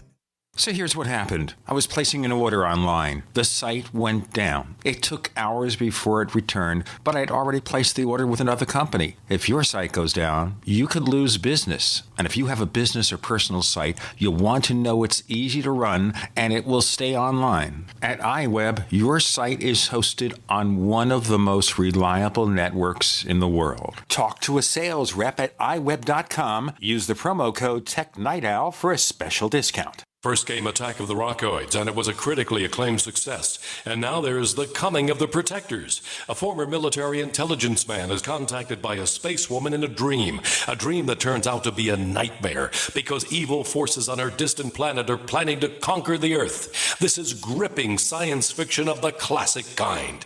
Attack of the Rockoids and The Coming of the Protectors. Find out more at rockoids.com. That's Rockoids, ROCKOIDS.com. We all have our own idea about what being safe and secure means. The door's locked, bills are paid, you've got a job that keeps the lights on, and a home to call your own. But what happens when Mother Nature throws a curveball? I'm telling you, take cover. Are you prepared to live without electricity or passable roads for weeks at a time? Do you even have a plan B? If you do, are you willing to bet your life on it? Children left with no homes. And no one's coming to help them.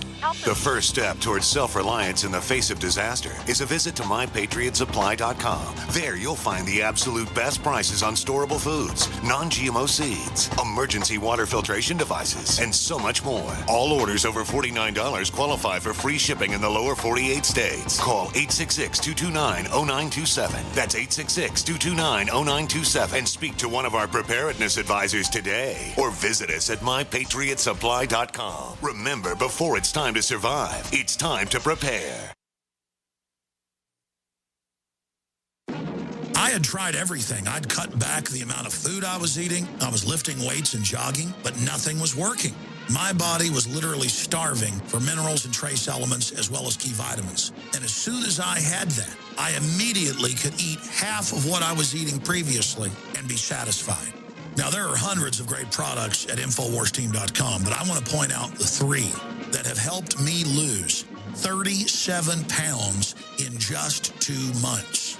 Products like Beyond Tangy Tangerine, Pollen Burst, and Rebound. When I started taking the Tangy Tangerine and other products every day, I lost more than 37 pounds in just 2 months. Now that's results. I want to challenge my listeners to go to InfoWarsTeam.com and to order just 3 of their products, and you will see the changes in the way you look, feel, and in your appetite almost immediately. Start your journey to health and wellness today.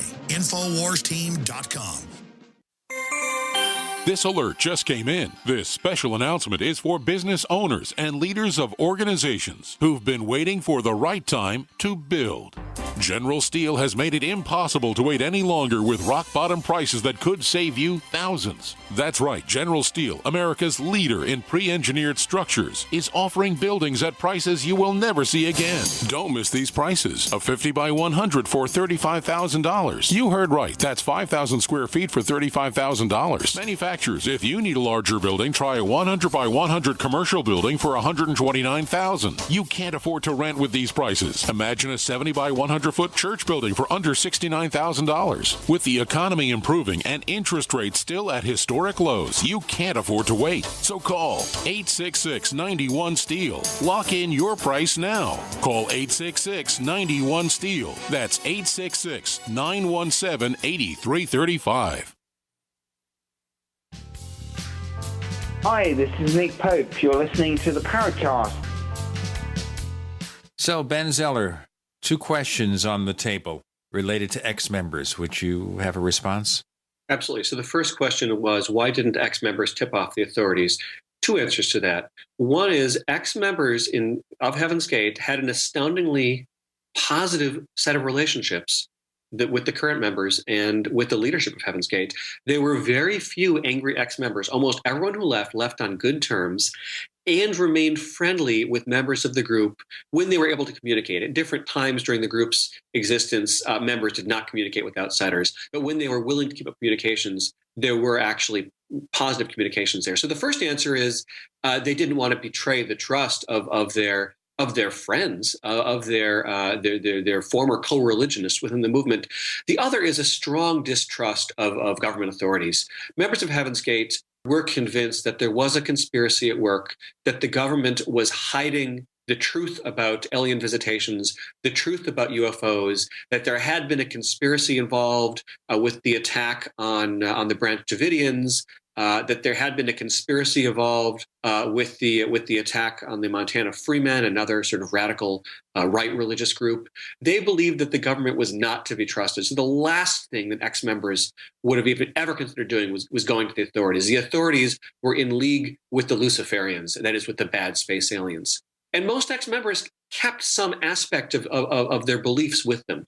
Most people who joined Heaven's Gate already believed in UFOs, ufology, space aliens, and when they left, they still kept believing most of it as well. Maybe they didn't believe it in precisely the same way. Those are the 2 best answers to that question. Now, your second question was, did any ex-members who left later feel they also had to commit suicide or to exit their bodies, exit their vehicles, to use the terminology that members of Heaven's Gate used? And the answer is yes. There are at least 4 individuals, ex-members, who after they left the movement decided that they were also going to perform exits, that is, commit suicide. There was a pact between 2 of them who committed suicide shortly after the main suicides. One of them was successful. The other was not. And the gentleman who was not successful, Rakoti was his name within the movement. I actually spoke with him after his failed suicide attempt. He later on also did commit suicide. So he did. It took him 2 tries, but he also committed suicide or exited his vehicle, to use his terminology. And there were 2 other ex-members who later did as well. There was also at least 1, maybe 2 copycats. That is, people who were not ever members of Heaven's Gate, who, for reasons known only to them, decided that they would also commit suicide and left indications they were doing this because of Heaven's Gate. Whether they were believers or already suicidal individuals, I don't really know, and no one really knows. But certainly the majority of ex-members did not commit suicide, even if they felt drawn to it in some way. They chose not to. Let's look at the process here that went from I guess, somewhat of a positive view to the point where they have to commit suicide, send their souls to wherever. How did this play out? How long did it take to hatch this scheme from beginning to end? Well, as soon as Bonnie Lou Nettles, that is T, the co-founder, died, and her body was decomposing and eventually had to be disposed of here on Earth. As soon as that happened, they immediately shifted the idea of, okay, we have to get rid of our bodies so our souls can travel on to the next level. Our bodies are miring us here. We have to evolve beyond them somehow. So at first it was our bodies are going to evolve, but then it was our souls have to evolve. But what do you do with the body? They mulled over that for a good 15 years, what to do with this body. At one point, they hatched the idea of they would have a shootout with the government. They thought, well, we have to get rid of our bodies somehow. So what we need to do is get the government to kill us. They were already convinced the government wanted to kill them anyways, that the government would have been fearful and upset that they had stumbled across the truth, that they represented a threat to the conspiracy. So they thought all we have to do is make it public that we know the truth, that the government is in league with the Luciferian space aliens, that we have been contacted by the next level. All we have to do is let the government know that we know, and then all we have to do is present ourselves as a threat, get some guns, get together in some sort of closed location, and they will stampede us, and we'll have a shootout. They'll kill us, and that's how our bodies will be destroyed, and our souls will get to heaven. Now, unfortunately, from the perspective of Heaven's Gate, the government just wasn't that interested in them. Although they did post on Usenet all sorts of inflammatory statements about the government was going to come and kill them, and that Applewhite was Jesus come back, and that the end of times was coming, there was no effort by the government to actually raid them or attack them. So that didn't work out. And around then is when they shifted the idea of, okay, we're going to have to commit suicide on our own. And then they started doing their research about it. They bought a book on how to commit suicide. And they decided the best way to do it was through barbiturates and alcohol and asphyxiation. So they hatched a plan, and it took them a couple of years to sort it out. But all throughout this process, they were still members were working jobs. They were still doing things like taking care of their bodies. I mean, they went to one member went to the dentist the week of the suicides. I think it was maybe 3-4 days before this member committed suicide. They had gone to get a filling at the dentist. Yeah, I don't know how you feel about the dentist, but that's not something I would do. That's weird. It was fascinating. It's weird, but it speaks to this movement that members were, on the one hand, looking upward and outward, trying to transcend the body and join the next level. On the other hand, and I've looked over their accounts from the last week. That's how I know what they were doing. And they were going to the dentist. They were paying their library fines. They were living in a very earthly, very mundane way. One of their last purchases was they purchased a chafing dish to replace one that broke. A chafing dish and suicide in the same week. Come on. I wonder, when you say that, I wonder if until the very end, some of these people didn't believe it was real. It was just a play acting. Oh, we're going to plan to commit suicide. Isn't this a wacky idea? But maybe they didn't take it seriously until the last minute. And the other question is, too, when it happened, do you think that one person doing it impelled the others? Was it all done at the same time? What? It was done in waves. It was done in 3 waves. And certainly after the first wave went, it would have been very psychologically difficult, I would think, for the members of the second or third wave to back out. Now, did members think they were play acting? I don't know. I've read the exit statements, and I've watched all the exit videos. That is the tape recorded messages, and they seem pretty convinced. They made those videos 1 or 2 days before the actual suicides. What they did believe, though, was that the plan could be called off or could be changed at the last minute if the next level deemed it necessary. So they did believe there was a remote possibility something would come up, that some sort of channeled wisdom could be given to Applewhite to Doe, and the plan could be changed at the last minute. Perhaps the UFO would descend and pick them up. Who knows? So they did believe the plan could change. But I think they were committed to it, and they were resigned to the end of the movement. Now, in terms of how they actually did it, it did go in waves, as I said. The first wave took their barbiturates and alcohol, tied plastic bags over their heads, They were very careful that each individual did it themselves so that no one could be accused of manslaughter or murder. So each individual did it themselves. And then the second wave cleaned up after the first wave. Second wave repeated the process, and the third wave cleaned up after them. And the third wave, there was no one to clean up after. So some of them didn't get their plastic bags on quite right. There was more of a mess. But they were very careful to sort of clean up after each other and to go in waves over a several-day period. Oh, boy. Yeah. It really is creepy, I must say. It is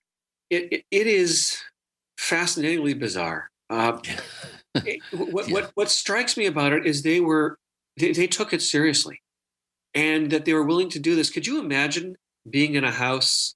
Granted, it was air conditioned, but still, I mean, you have decomposing bodies of your closest friends lying around you, and you're cleaning up after them and going on your way to get ready to commit suicide the next morning or later on that afternoon. I can't imagine.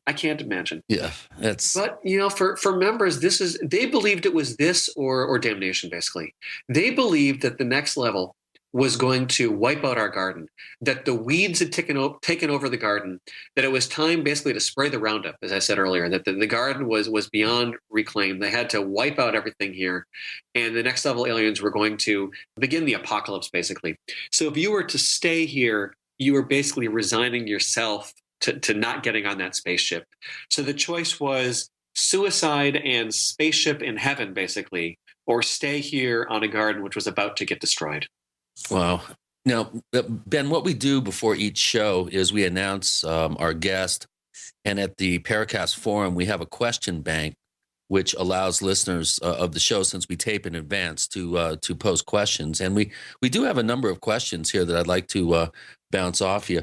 Sure. Burnt State is one of our long-standing members at the forum. He's just passed the 2,500 post club. He gets the gold watch soon, and we'll have his question in our next segment. Dr. Benjamin Zeller is here, author of Heaven's Gate, with Gene and Chris. You're in the Paracast. GCN, proudly sponsored by UnseenNow.com. Find out how to stop Big Brother in his tracks at UnseenNow.com. This is GCN. This is Dan Pilla. Do you owe the IRS money you can't pay? Are tax debts crippling you? I've defended people from the IRS for over 30 years. I've helped thousands, and I can help you too. I wrote the book on IRS settlement, and I'm telling you, there's no such thing as a hopeless case. Call 800-34-NO-TAX to finally get free of IRS debt. With the IRS's new programs, there's never been a better time to solve your problem.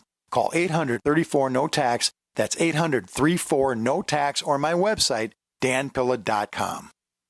Hi, this is Ted Anderson. Have you ever wondered why banks, stockbrokers, investment advisors won't talk about gold IRAs? They've been available since 1986, yet the financial industry won't recognize the value of gold for your retirement. Gold has outperformed paper investments, yet no word about IRAs. If you would like to have gold for your retirement, call 800-686-2237. Don't get left behind by rising inflation and low returns. Call 800-686-2237. Secure your future and call 1-800-686-2237.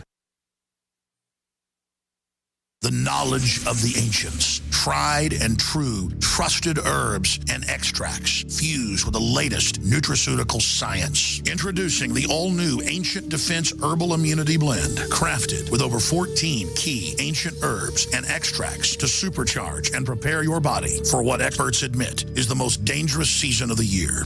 We have rejected hundreds of other formulations in our quest to bring you what is simply the most powerful and comprehensive proprietary formula that we have ever created in the realm of herbal immunity. For the last 2 years, our team has been working with top doctors, nutritionists, and chemists to develop the ultimate nutraceutical formulation. Experience the benefits of combining over 14 ancient herbs and extracts with exciting new advances in nutraceutical science. Now is the time to secure Ancient Defense for you and your family. Visit ancientdefense.com or call 888-253-3139. That's ancientdefense.com.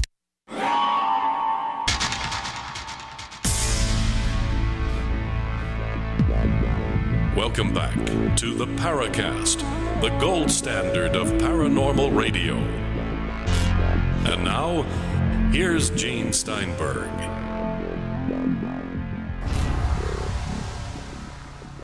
As we mentioned, Burnt State has posted over 2,500 messages in our forums. He'll continue doing it till he gets it right. No, he always gets it right. He's one of our most knowledgeable posters. So, Chris, you're going to ask Burnt State's question of Ben Zeller. Well, yeah, he has a number of questions. And the first one is a good one. It involves, people in ufology that did not come forward and condemn the Heaven's Gate cult. And he's wondering, what responsibility, if any, do you feel those who define themselves as ufologists should be taken for not speaking out against Heaven's Gate? And how should similar UFO cults be treated in general by the communities and the culture who believe in UFOs as a real phenomenon? I'll tell you, this is the most morally pressing question for me. As I mentioned earlier, I actually interviewed with and chatted with Rakoti, one of these ex-members who tried to commit suicide, failed, and then later did commit suicide. And I spoke to him, obviously, between those suicide attempts.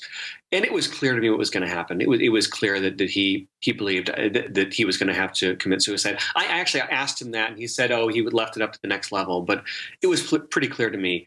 I didn't try to convince him not to. And I don't know if that was the right choice or not. But for me, it came down to the fact that these were sane people. They were sane people who were making decisions which made sense to them. Do we agree with them? No. I disagree with suicide, and I think that the choices they made were wrong ones. I think that these were amazing individuals. I would have preferred they stay on this earth to contribute in some way. But ultimately, if this is their choice, I don't feel like it's our place to intrude. On the other hand, I recognize this is a real moral issue, and this is an ethical issue, and that there's different answers to this. And I think it ultimately depends on the particular ethical and moral guidelines that each person follows. I want to respect freedom and freedom of conscience and freedom of choice. On the other hand, I also think that life is important, and that suicide is not the answer for healthy individuals such as this. All right, you just opened up a quick question I'm going to ask. I can't afford this is what I opened up. Big fan. Okay, you opened up a big one here, which is, what about assisted suicide to people who are really ill and continued existence? Continuing to stay alive would be supremely painful, and maybe they should just end it all. What do you think about that? My personal view is that if that is their choice, that should be open to them. In terms of sort of the legalities of physician assisted, can a physician take part in killing a patient? I don't think physicians should be involved in killing a patient. But if a patient asked for painkiller prescriptions and then chooses to overdose, and they're a person who is dying, then I don't think it's our place to interfere in the last wishes of another human being. Well, wow. That really that leads me to another question by Burnt State, and that has to do with Chuck Schrammick and the claim. He was the amateur astronomer who claimed that there was a companion following Hale-Bop, and then later on Courtney Brown and Prudence Calabrese. They said that they remote viewed that this was a ship. Now, it's interesting to note that ufology is filled with people making outrageous, at times outlandish claims. And if those claims are glommed onto by a group like Heaven's Gate and partially used as an excuse to off themselves, what are the moral obligations of ufologists or people who are looking for publicity for their claims? Do you think that they have a moral obligation to not make these claims, or to have at least some sort of caveat? Because the way Art Bell picked up on this, and Ed Dames and others, Courtney Brown, this seemed to be kind of that last little push that pushed these people over the edge. And do you think that the field of ufology has a responsibility to be extremely circumspect and careful about claims that they make? I think they do. I think that the guiding principle here should be truth, should be that people should focus on trying to find the truth. And that when they present something which they think is the truth, any caveats that come with it should be offered as well, as openly as necessary. If it's, well, I'm not sure that this is, I'm 95% sure of this, or I'm 75% sure of this. I think that people have to be open and honest. And I think that people have to admit when they're making a guess, or when they have presuppositions which might have influenced them. The Courtney Brown issue is actually somewhat different, I think, because that was a remote viewing. That's much more on the religious side of things, at least to me. and if you buy into remote viewing, then I think that's a different sort of set of positions than a photograph. If you claim you have a photograph, then you're claiming that this is sort of scientific, this is empirical, and that has a sort of a much higher threshold of mandated truthiness, to use a Stephen Colbertism. If you're going to claim you have a photograph or something physical, you better be darn sure that it is real. If you're claiming you had a remote viewing, or you've channeled knowledge, or that there's some sort of non-empirical, more metaphysical claim, then you already know some people will take it, some people will leave it. But again, if you're claiming something physical or empirical, I do think there should be a higher threshold of evidence required.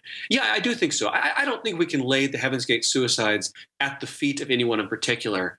But Schrammick's work certainly was part of the story. It's almost like that last little nudge that they're teetering on the edge, and that just gave them enough to use the Hale-Bop companion as an excuse, or the comet itself. Regardless of the supposed companion behind it. There's another. I'm sorry. Go ahead. Well, if you have a comment, go ahead, and then I'll ask the last of Burnt State's questions here. I was going to say, if there hadn't been the claim of the companion, the Schrammick originated claim, and then the Brown remote viewings and such, would the Heaven's Gate suicide still have occurred? Maybe, and I might even say probably at a later date. Yeah. They really had given up on this earth and their body. They would have found something else, probably. It would have unraveled in a different way. But here, I'm going to hedge my bets, and I'm going to follow my own moral guidance and say I'm not sure. It's entirely possible that in the intervening years, they might have changed their minds and decided that they were supposed to stay on this planet and be spokespeople for the next level, and they might be happily humming along with the publishing on the internet even today. Maybe you'd be having them as guests. I'm not sure, but I don't know. I really don't know. But also you have to factor in just several days before you had one of the most amazing mass sightings in history with the alleged object that flew down from Henderson, Nevada, all the way down the Prescott Valley over Phoenix and then down to Tucson. I happened to be right off the night that occurred, and the LA Times, for some reason, was able to find me several days later and get my opinion about the Heaven's Gate suicides. And I was working with a team of plasters on a large straw bale project, and the head plaster was watching the news reports of the Heaven's Gate suicides and noticed they were all wearing the same shoes that I had on. And we literally had to convince him to stay because it was too much for him at that point. So some of this stuff does tend to push people over the edge. You know the story of those shoes? I can tell you the story of those shoes. They bought them on sale. I forget, they got a great deal for them. They were it was 2/3 off or something like that for those black Nike swoosh Just Do It shoes. But a couple of ex-members I was talking to, ex-members, they thought that the Heaven's Gate members probably got the joke. The Just Do It, which was the Nike motto at the time, slogan, and the fact they were committing suicide. So the ex-members I talked to said, yeah, they probably thought it was pretty funny, or at least sort of there was a nice convergence there between the suicide and the swoosh. It certainly was fodder for the humorists of the world. That they even could approach such a drastic step with any touch of humor is almost mind-boggling. It is, but that was what members have told me, or ex-members, what they would call next level humor.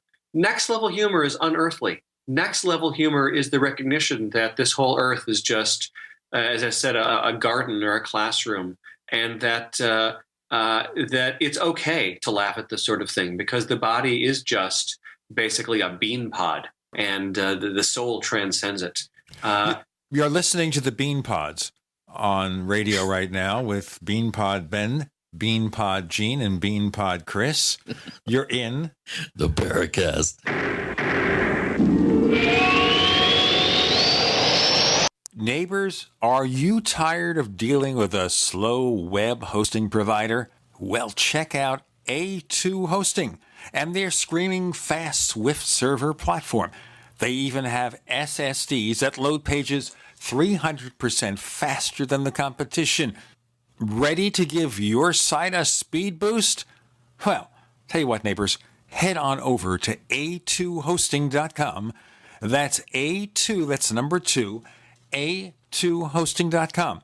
Check out their Prime hosting account. And get this, neighbors, they're even giving you an exclusive 25% off discount for all our listeners. 25%. And remember, their Guru Crew support team is standing by 24/7, 365 days a year to answer any of your questions. Now, to get the discount, use the coupon code GENE when you check out. Quantitative easing, unemployment at depression levels, Europe financial system falling apart, China getting out of U.S. treasuries. At the end of 2008, the time of TARP, the national debt was at $11 trillion, gold trading around $850 per ounce. Close to 2012, the national debt exceeded $16.4 trillion, gold doubled to $1,600 per ounce. The $20 trillion threshold for the national debt is inevitable. Politicians in Washington have a ferocious appetite for spending and stimulus. What's worse, a printing press to finance. 100 years ago, we had a gold standard to limit this madness, but now you have to adopt your own gold standard. Don't be fooled with paper promises. Get Midas Resources 10 Reasons to Buy Gold free by calling 800-686-2237. Understanding the gold and silver market may be the only insurance you could have to avoiding the next economic crisis. Call 1-800-686-2237 and order your free copy. Again, that's 800-686-2237. The knowledge of the ancients, tried and true, trusted herbs and extracts fused with the latest nutraceutical science. Introducing the all-new Ancient Defense Herbal Immunity Blend, crafted with over 14 key ancient herbs and extracts to supercharge and prepare your body for what experts admit is the most dangerous season of the year. We have rejected hundreds of other formulations in our quest to bring you what is simply the most powerful and comprehensive proprietary formula that we have ever created in the realm of herbal immunity. For the last 2 years, our team has been working with top doctors, nutritionists, and chemists to develop the ultimate nutraceutical formulation. Experience the benefits of combining over 14 ancient herbs and extracts with exciting new advances in nutraceutical science. Now is the time to secure Ancient Defense for you and your family. Visit ancientdefense.com or call 888-253-3139. That's ancientdefense.com. Hey everyone, I'm having lots of fun with my new Ghost 80% AR-15. This baby shoots like a dream. Hey, thanks Guns80.com. You know, friends ask me all the time why I wanted a Ghost AR-15. That's easy. You see, my buddy Mark kept telling me that I'd better go to Guns80.com to get myself a Ghost AR-15 before they outlawed them. I thought he was just paranoid, so I ignored him. Well, at first. But then I started hearing government and media types talking about making guns illegal, about the president signing on to a UN treaty that could take my gun rights away. You know, it really bugged me, so I dug in, I did the research, and I realized that Mark was right all along. I know now that having an unregistered Ghost AR-15 is the right answer. I'm a proud 80% Ghost AR-15 convert, you should be too. The answer is really simple. Get your Ghost AR-15 at Guns80.com. The big sale is on right now. Go to Guns80.com. That's Guns80.com. Guns80, the number's 80.com. We'd like to hear from you.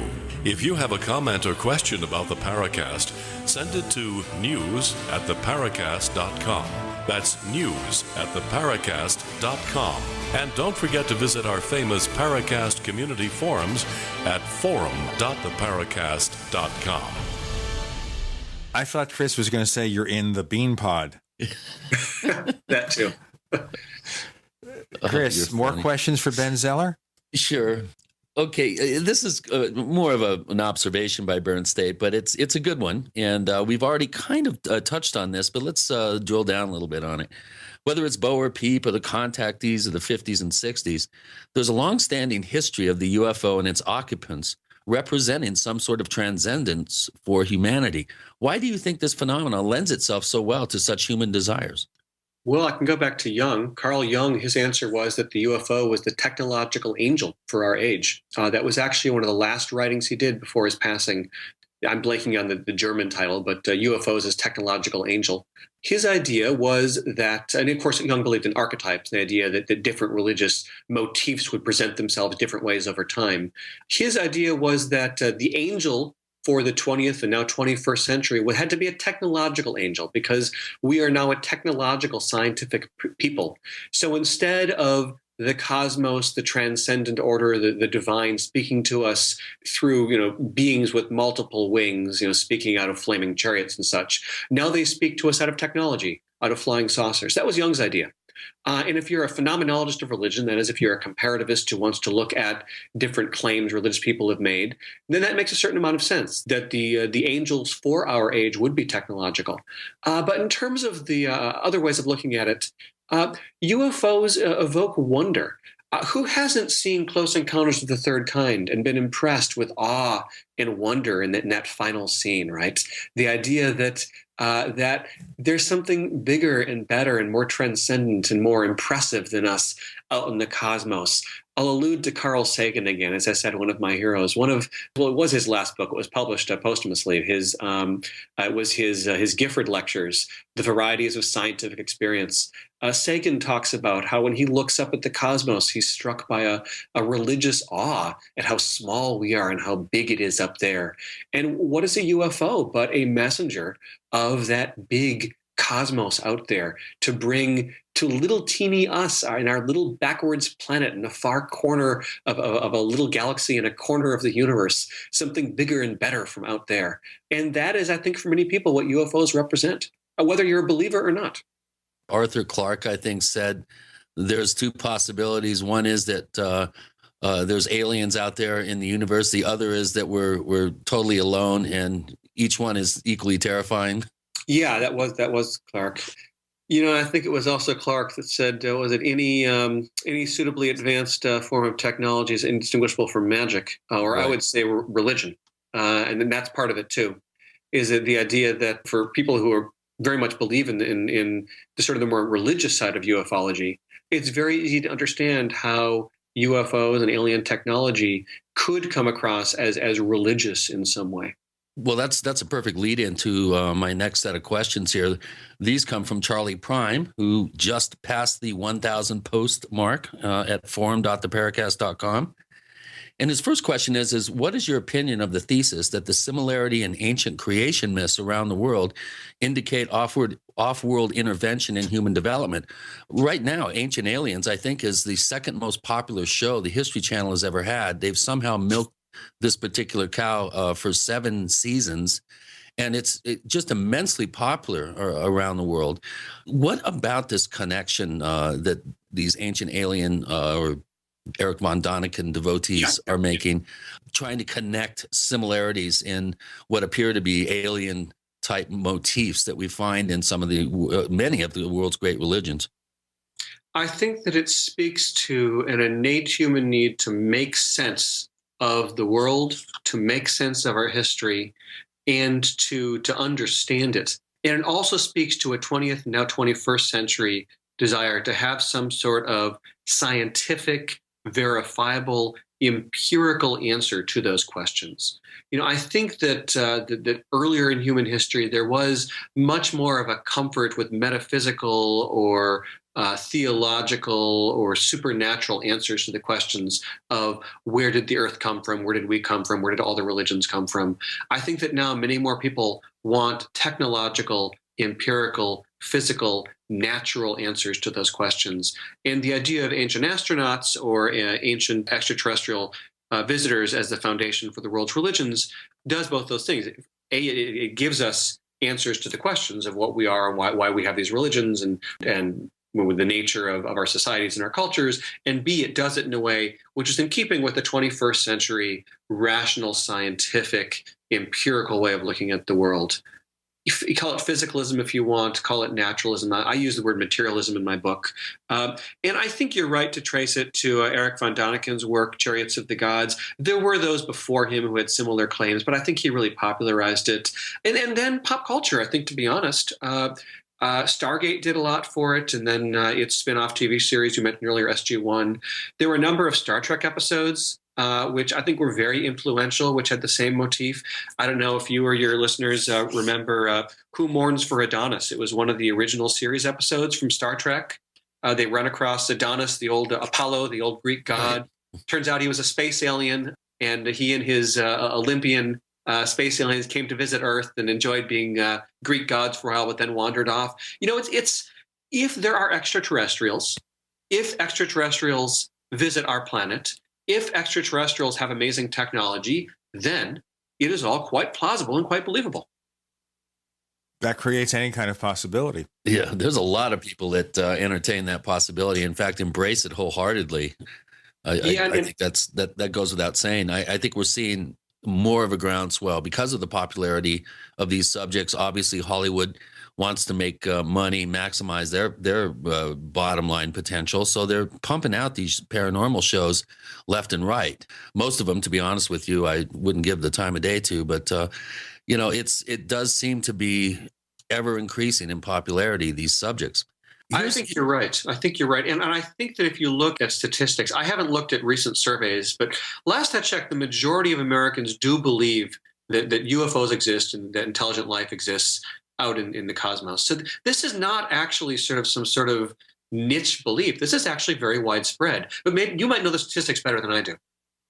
It depends on which poll. It's actually, in some sense, it's been decreasing somewhat over the years based on a National Geographic poll that came out about 3 years ago. Yeah, I remember that one. Mm-hmm.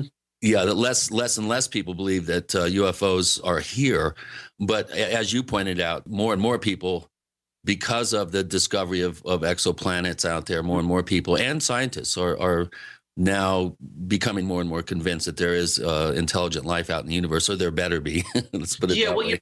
My personal view is it's an incredible act of hubris to think that we are the only intelligent species in a nearly infinite universe with unmeasurable numbers of planets out there, many of which are more ancient than ours. To claim that we are the only species of life or the only species of intelligent life in the entire universe, it's almost medieval to me. But I recognize that people believe it, and it's not my place as a scholar to judge them. My personal view is that it is an act of incredible hubris, though, to claim that we are all there is in a universe which is uncountable. This announcement will be uncountable, so we have to begin it. We have Ben Zeller joining Gene and Chris. You're in the Paracast. Free from the shackles of corporate America, we're the place for independent thinkers. GCN. Graphic Converter is the image manipulation tool for the rest of us. It does not use any database. You get full control of all your files. Want to view the images of a folder? Drag it into Graphic Converter, and a powerful browser opens up to show your image files. You could use it for slideshows. You could use it to import images from digital cameras or from scanners. Need to do some image editing? You can do that too in Graphic Converter. Also print catalogs. Convert from so many formats I can't even list them. Download now to see if Graphic Converter is good for you, like 1.5 million other users. Guess what? You could save money when you buy Graphic Converter. Use the coupon code Night Owl. Use the coupon code Night Owl to get a special price for Graphic Converter. Go to lemkesoft.com. That's LEMKE soft.com. lemkesoft.com. LEMKE soft.com. Time waits for no one. That's why you should hurry to not miss the Freeze Dry Guy's end-of-year case lot sale. Go to freezedryguy.com or call 866-404-3663 to receive 20 to 25% off Mountain House freeze-dried foods. Mountain House, the gold standard in long-term storage products, include real freeze-dried meats, entrees, eggs, fruits, and vegetables. Yes, 20 to 25% off now. Also receive 30% off other selected Mountain House foods and receive 30% off selected Packaway brand dehydrated foods. Just call 866-404-3663 and ask for the Freeze Dry Guy. Plus long-range patrol ration eggs and ham at superb discounts. But these are extremely hard to find and nearly gone, so call today. Ask about our LRP ice cream bars too. Some items limited to stock on hand. And remember, the Freeze Dry Guy pays for shipping to your door within the lower 48 states. Order now. Don't miss out on the Freeze Dry Guy's end-of-year case lot sale. Call 866-404-3663 or visit freezedryguy.com. You pick up the receiver. With your heart racing and sweat dripping from your forehead, you finally muster the courage to dial the number to call into your favorite talk radio show. It rings once, twice, and then... Hello, it's GCN. What's your name and the state you're calling from? Surprised you got through, you squeak out. Jason from Minnesota. Please hold. As you patiently wait for your turn, you begin to daydream about being a famous talk radio host and what it would be like to have your own show. Jason from Minnesota, you're up. Millions of loyal listeners worldwide waiting to call and talk to you. Caller, are you there? Cheering crowds surround you, calling out your name. Jason! Jason! Going once, twice. Okay, we gotta move on to the next caller. You blew it.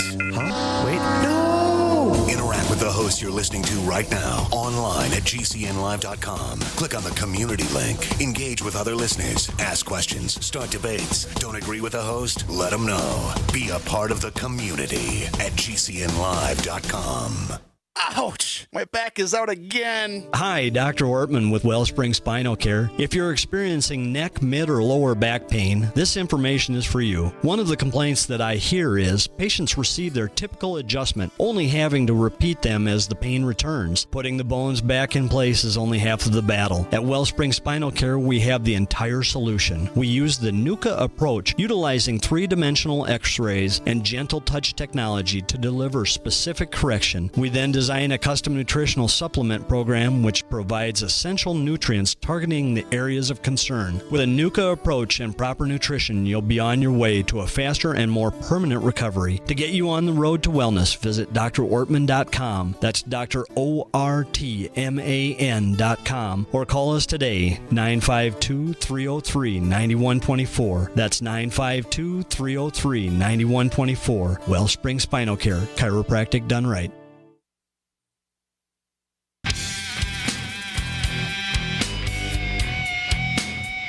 This is Kurt Sotheby, author of UFO Mysteries, and you're listening to the Paracast.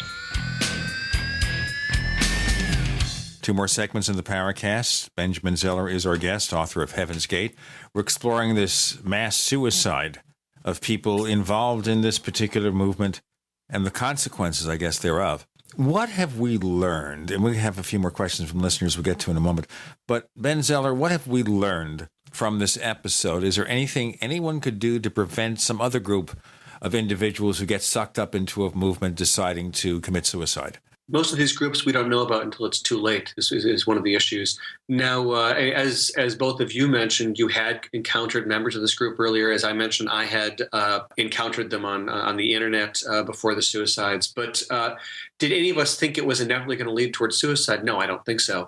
You know, it's that fine line. If there is a group which you know is suicidal and you know is going to engage in acts of violence, it's certainly if you thought they were going to engage in acts of violence outwardly, you know, if they were going to engage in terrorism or something like that, obviously most people would choose to go to the authorities. But as I mentioned earlier, there's this wrinkle, which is that members of Heaven's Gate were intense conspiratorialists. They intensely believed there was a conspiracy against them and against all believers, and the government was not to be trusted. Until the government shows itself as trustable to the majority of people, and there, I think the majority of Americans don't trust their government, it would be difficult to imagine ex-members or observers of a group like Heaven's Gate being willing to go to the authorities and say, hey, here's a group I think should be on someone's radar.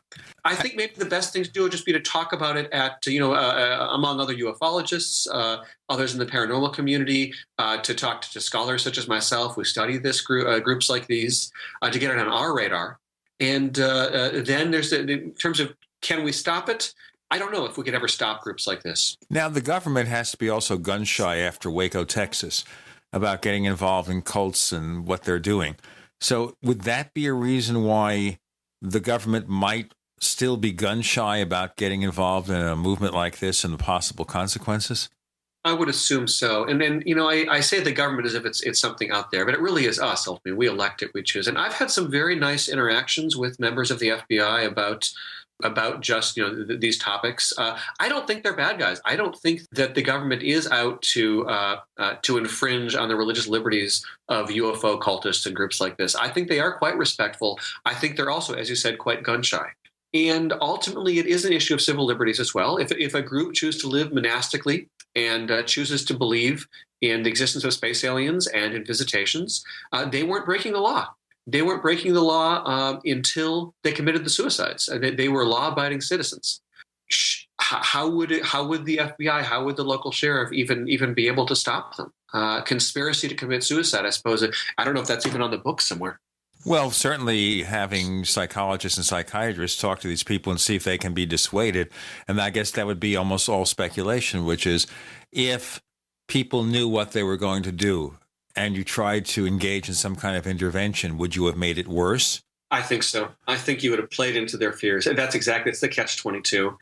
If it were one person, if it were, an academic, a ufologist, a reporter who said, hey, are you guys sure about this? I want to talk to you about it. That's one thing. But if it were seen as a government effort, if it was, psychologists, psychiatrists, social workers coming in from outside, it would play into their fears of here come the Luciferian agents to get us. I don't think I mentioned earlier, they were avid X-File watchers as well. They really bought into the X-File style of government conspiracy. Again, they believed that science fiction often portrayed truths, and they really did believe there was an elaborate conspiracy against them and other believers, and that there were all these different shades of conspiracies working against them. And anything sort of large scale, it would have played into their fears. And I don't know. As I said, they were pacifists, but I don't know how it would have ended. Not well. I just wonder from what you're saying whether there isn't another movement of this sort somewhere out there that might be plotting a similar move, and there's no way to do anything about it. Yeah, I suspect there might be. If any of your listeners know of one, have them drop me an email.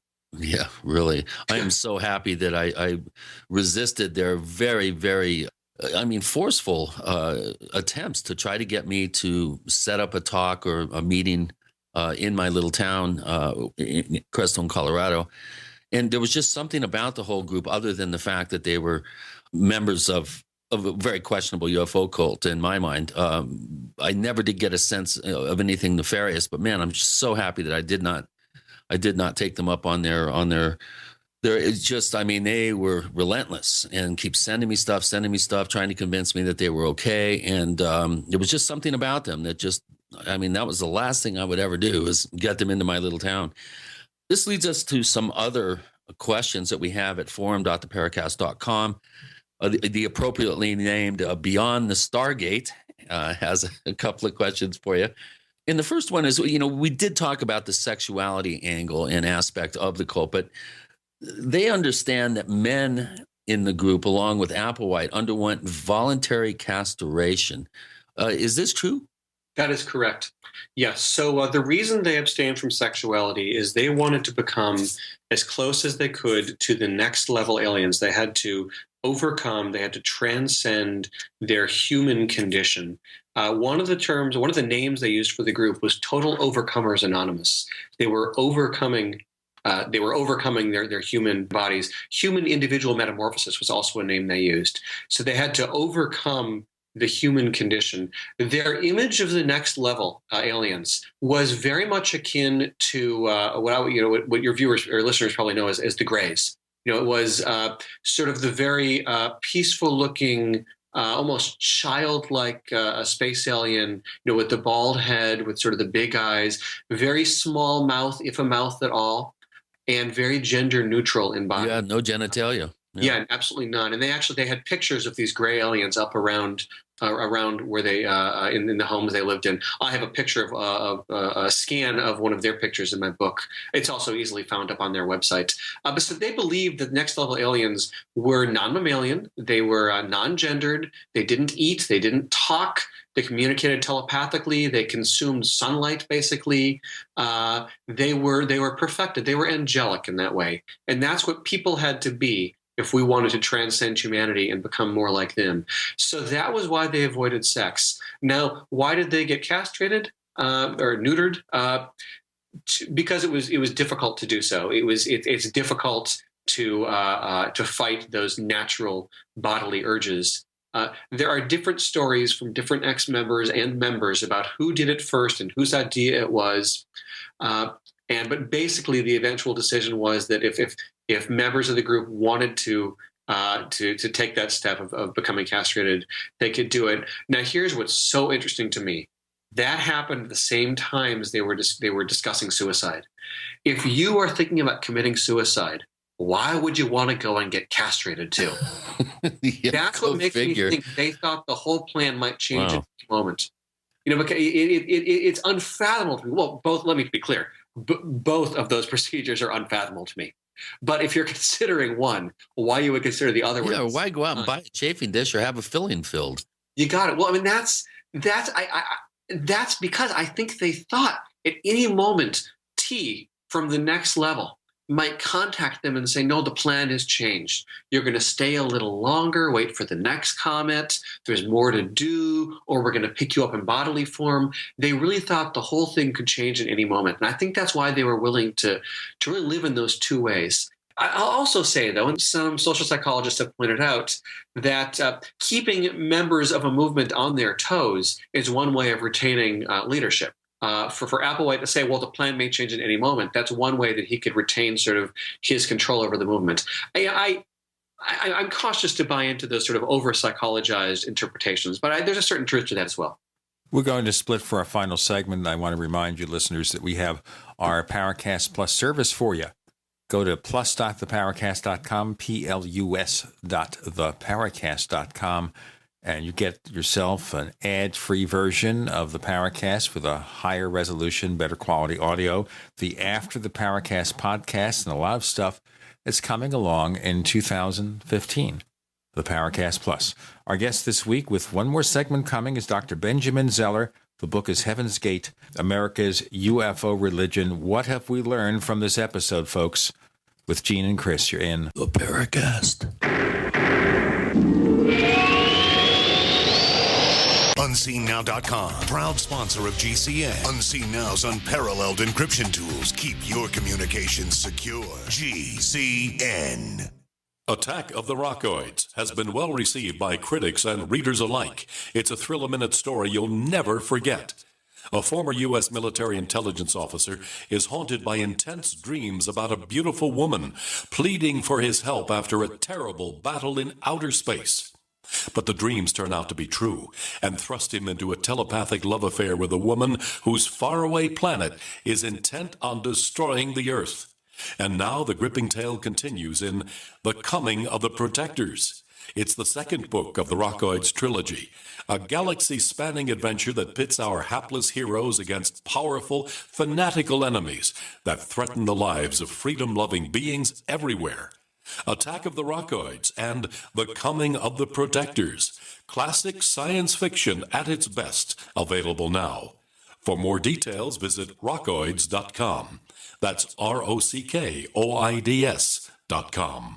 Alex Jones here. For the last 2 years, I've been working with top doctors, nutritionists, and chemists to design a nutraceutical formulation that has truly life-changing health benefits. So many other formulations out there contain toxic ingredients, synthetic additives, and even GMOs. Introducing the all-new Ancient Defense Herbal Immunity Blend, crafted with over 14 key ancient herbs and extracts to supercharge and prepare your body for what experts admit is the most dangerous season of the year. We have rejected hundreds of other formulations in our quest to bring you what is simply the most powerful and comprehensive proprietary formula that we have ever created in the realm of herbal immunity. Experience the benefits of combining over 14 ancient herbs and extracts with exciting new advances in nutraceutical science. Now is the time to secure Ancient Defense for you and your family. Visit InfoWarsLife.com or call 1-888-253-3139. That's InfoWarsLife.com.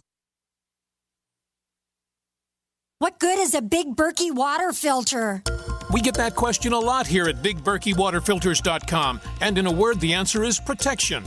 Protection from water main breaks, E. coli contamination, environmental chemical spills, pesticide runoff, chlorine taste and smell, and all forms of fluoride. Plus, Big Berkey water filters are the original gravity water filter system and most trusted on the market for a reason. Tested by multiple independent NSF EPA certified labs, they are the gold standard in water purification. At only 1.7 cents a gallon, a single set of filters can last for 5 to 10 years. That means big savings. Big Berkey, the one that's powerful enough to purify stagnant pond water. Get a Big Berkey today at BigBerkeyWaterFilters.com. GCN listeners receive 5% off all ceramic filter systems. Visit our website or call 1-877-99-BERKEY. That's 877-99-BERKEY. Big Berkey Water Filters, for the love of clean water. This alert just came in. This special announcement is for business owners and leaders of organizations who've been waiting for the right time to build. General Steel has made it impossible to wait any longer with rock-bottom prices that could save you thousands. That's right, General Steel, America's leader in pre-engineered structures, is offering buildings at prices you will never see again. Don't miss these prices. A 50 by 100 for $35,000. You heard right. That's 5,000 square feet for $35,000. Manufacturers, if you need a larger building, try a 100 by 100 commercial building for $129,000. You can't afford to rent with these prices. Imagine a 70 by 100-foot church building for under $69,000. With the economy improving and interest rates still at historic lows, you can't afford to wait. So call 866-91-STEEL. Lock in your price now. Call 866-91-STEEL. That's 866-917-8335.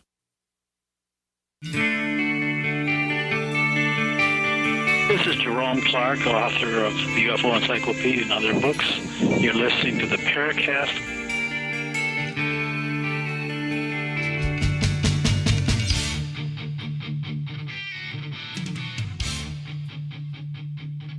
With Gene and Chris in the Paracast, Benjamin Zeller is author of Heaven's Gate. Chris, any more questions before we do our sum-ups? There are. We didn't have that much time to put up a thread, but boy, I'll tell you, people are very intrigued by this subject. I think you've done an excellent job, Ben, of covering some of the sociological ramifications, looking at this, really dissecting it. One thing that comes through fairly clear in the book and from my own personal experience with meeting these folks is these people were educated and highly intelligent. And Dave M., one of our forum posters, is really interested in your opinion. He says, do you believe that highly intelligent people are most often the gullible ones when it comes to something like alien UFOs coming to save members from impending doom? I think that intelligent, educated people are more likely to accept a message which claims to be technological or material or scientific than they are to accept a claim which strikes the average person as supernatural or pre-modern. That is to say, if a group went to a educated, intelligent person today in the 21st century or back in the 1970s, 80s, 90s when Heaven's Gate began and said, well, Jesus walked up to me and he was walking on water and turning water into wine. And I think that your average intelligent person is going to say, get out of here. That's even if you're a Christian believer, most Christian believers think that maybe 2,000 years ago, but not today. Whereas I think if the claim sounds or comes off as somehow modern, technological, scientific, then I think there's a certain openness to it. And I think that's part of the key to understanding the success of Heaven's Gate and other UFO groups and other sort of technological, scientifically oriented new religions,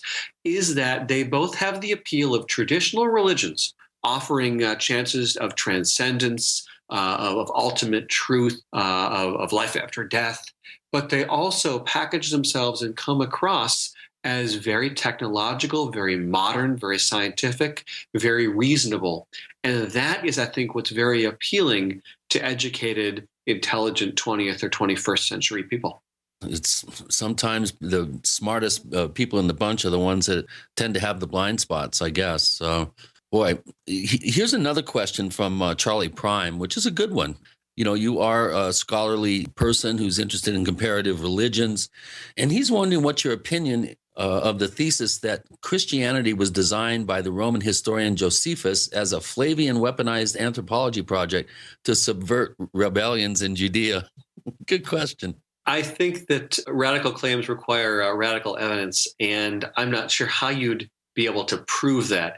Is there a chance such a thing were true? Certainly. We actually don't know that much about history, to be honest. Particularly history from 2,000 years ago. Josephus does mention Christianity, does talk about Christianity. Did he invent it?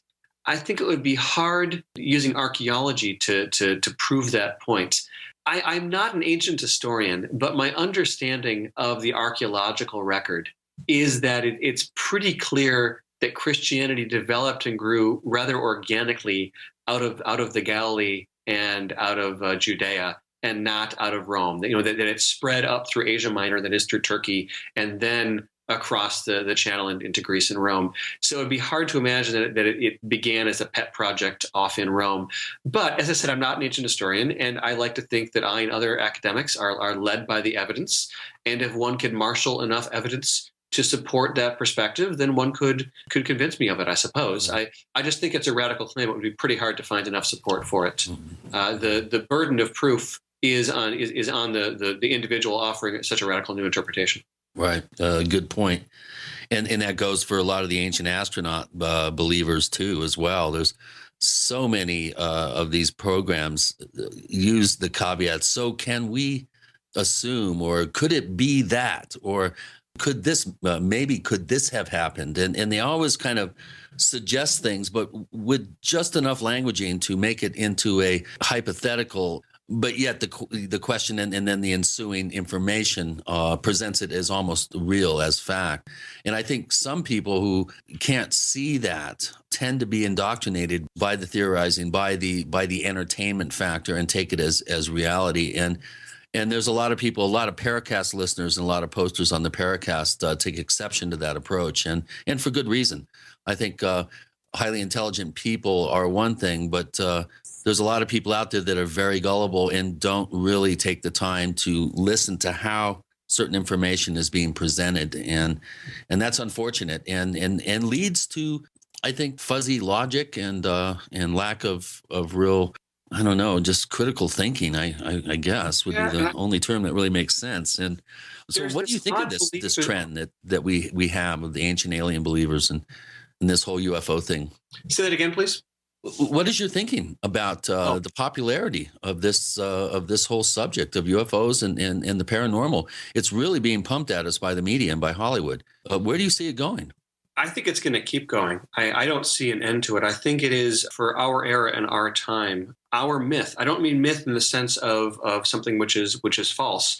I mean myth in the sense of a powerful story with powerful sets of meanings, and a story which has to be believable.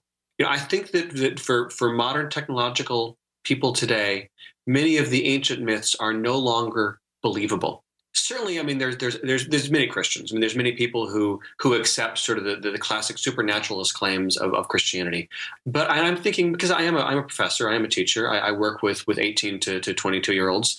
They are people who very much want sort of modern mythologies to believe in.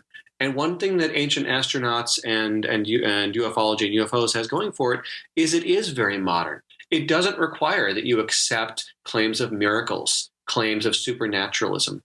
Rather, it says that you have to accept only the sort of material technological claims that we are all used to.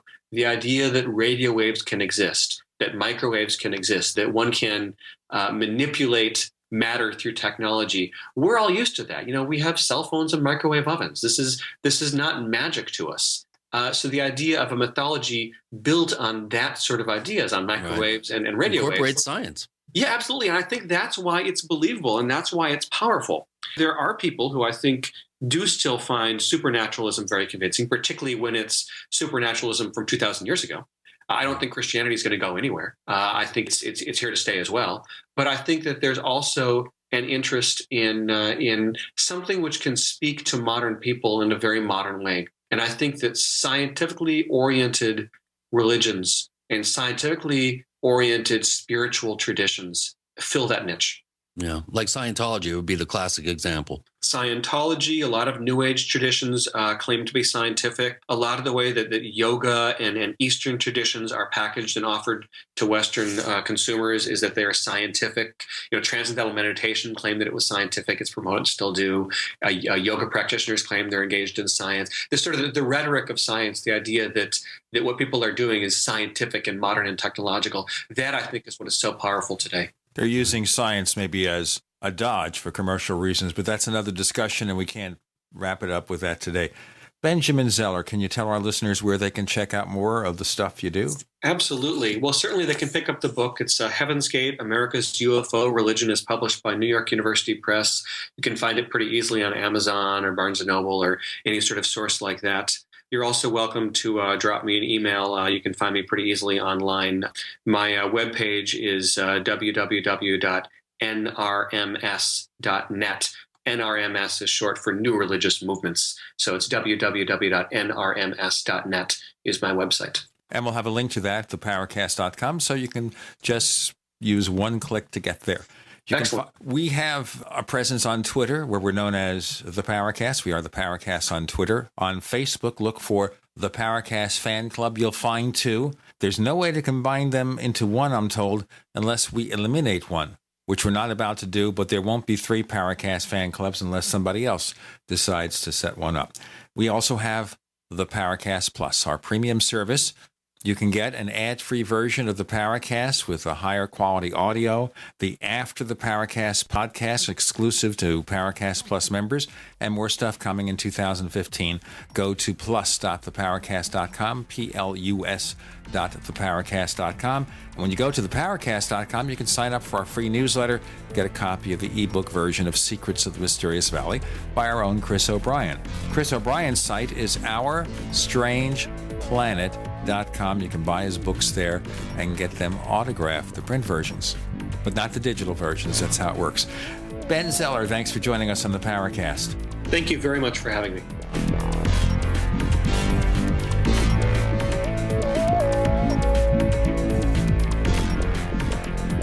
The Paracast, featuring Gene Steinberg and Christopher O'Brien, is a copyrighted presentation of Making the Impossible, Incorporated. Tune in next week for a new adventure in The Paracast.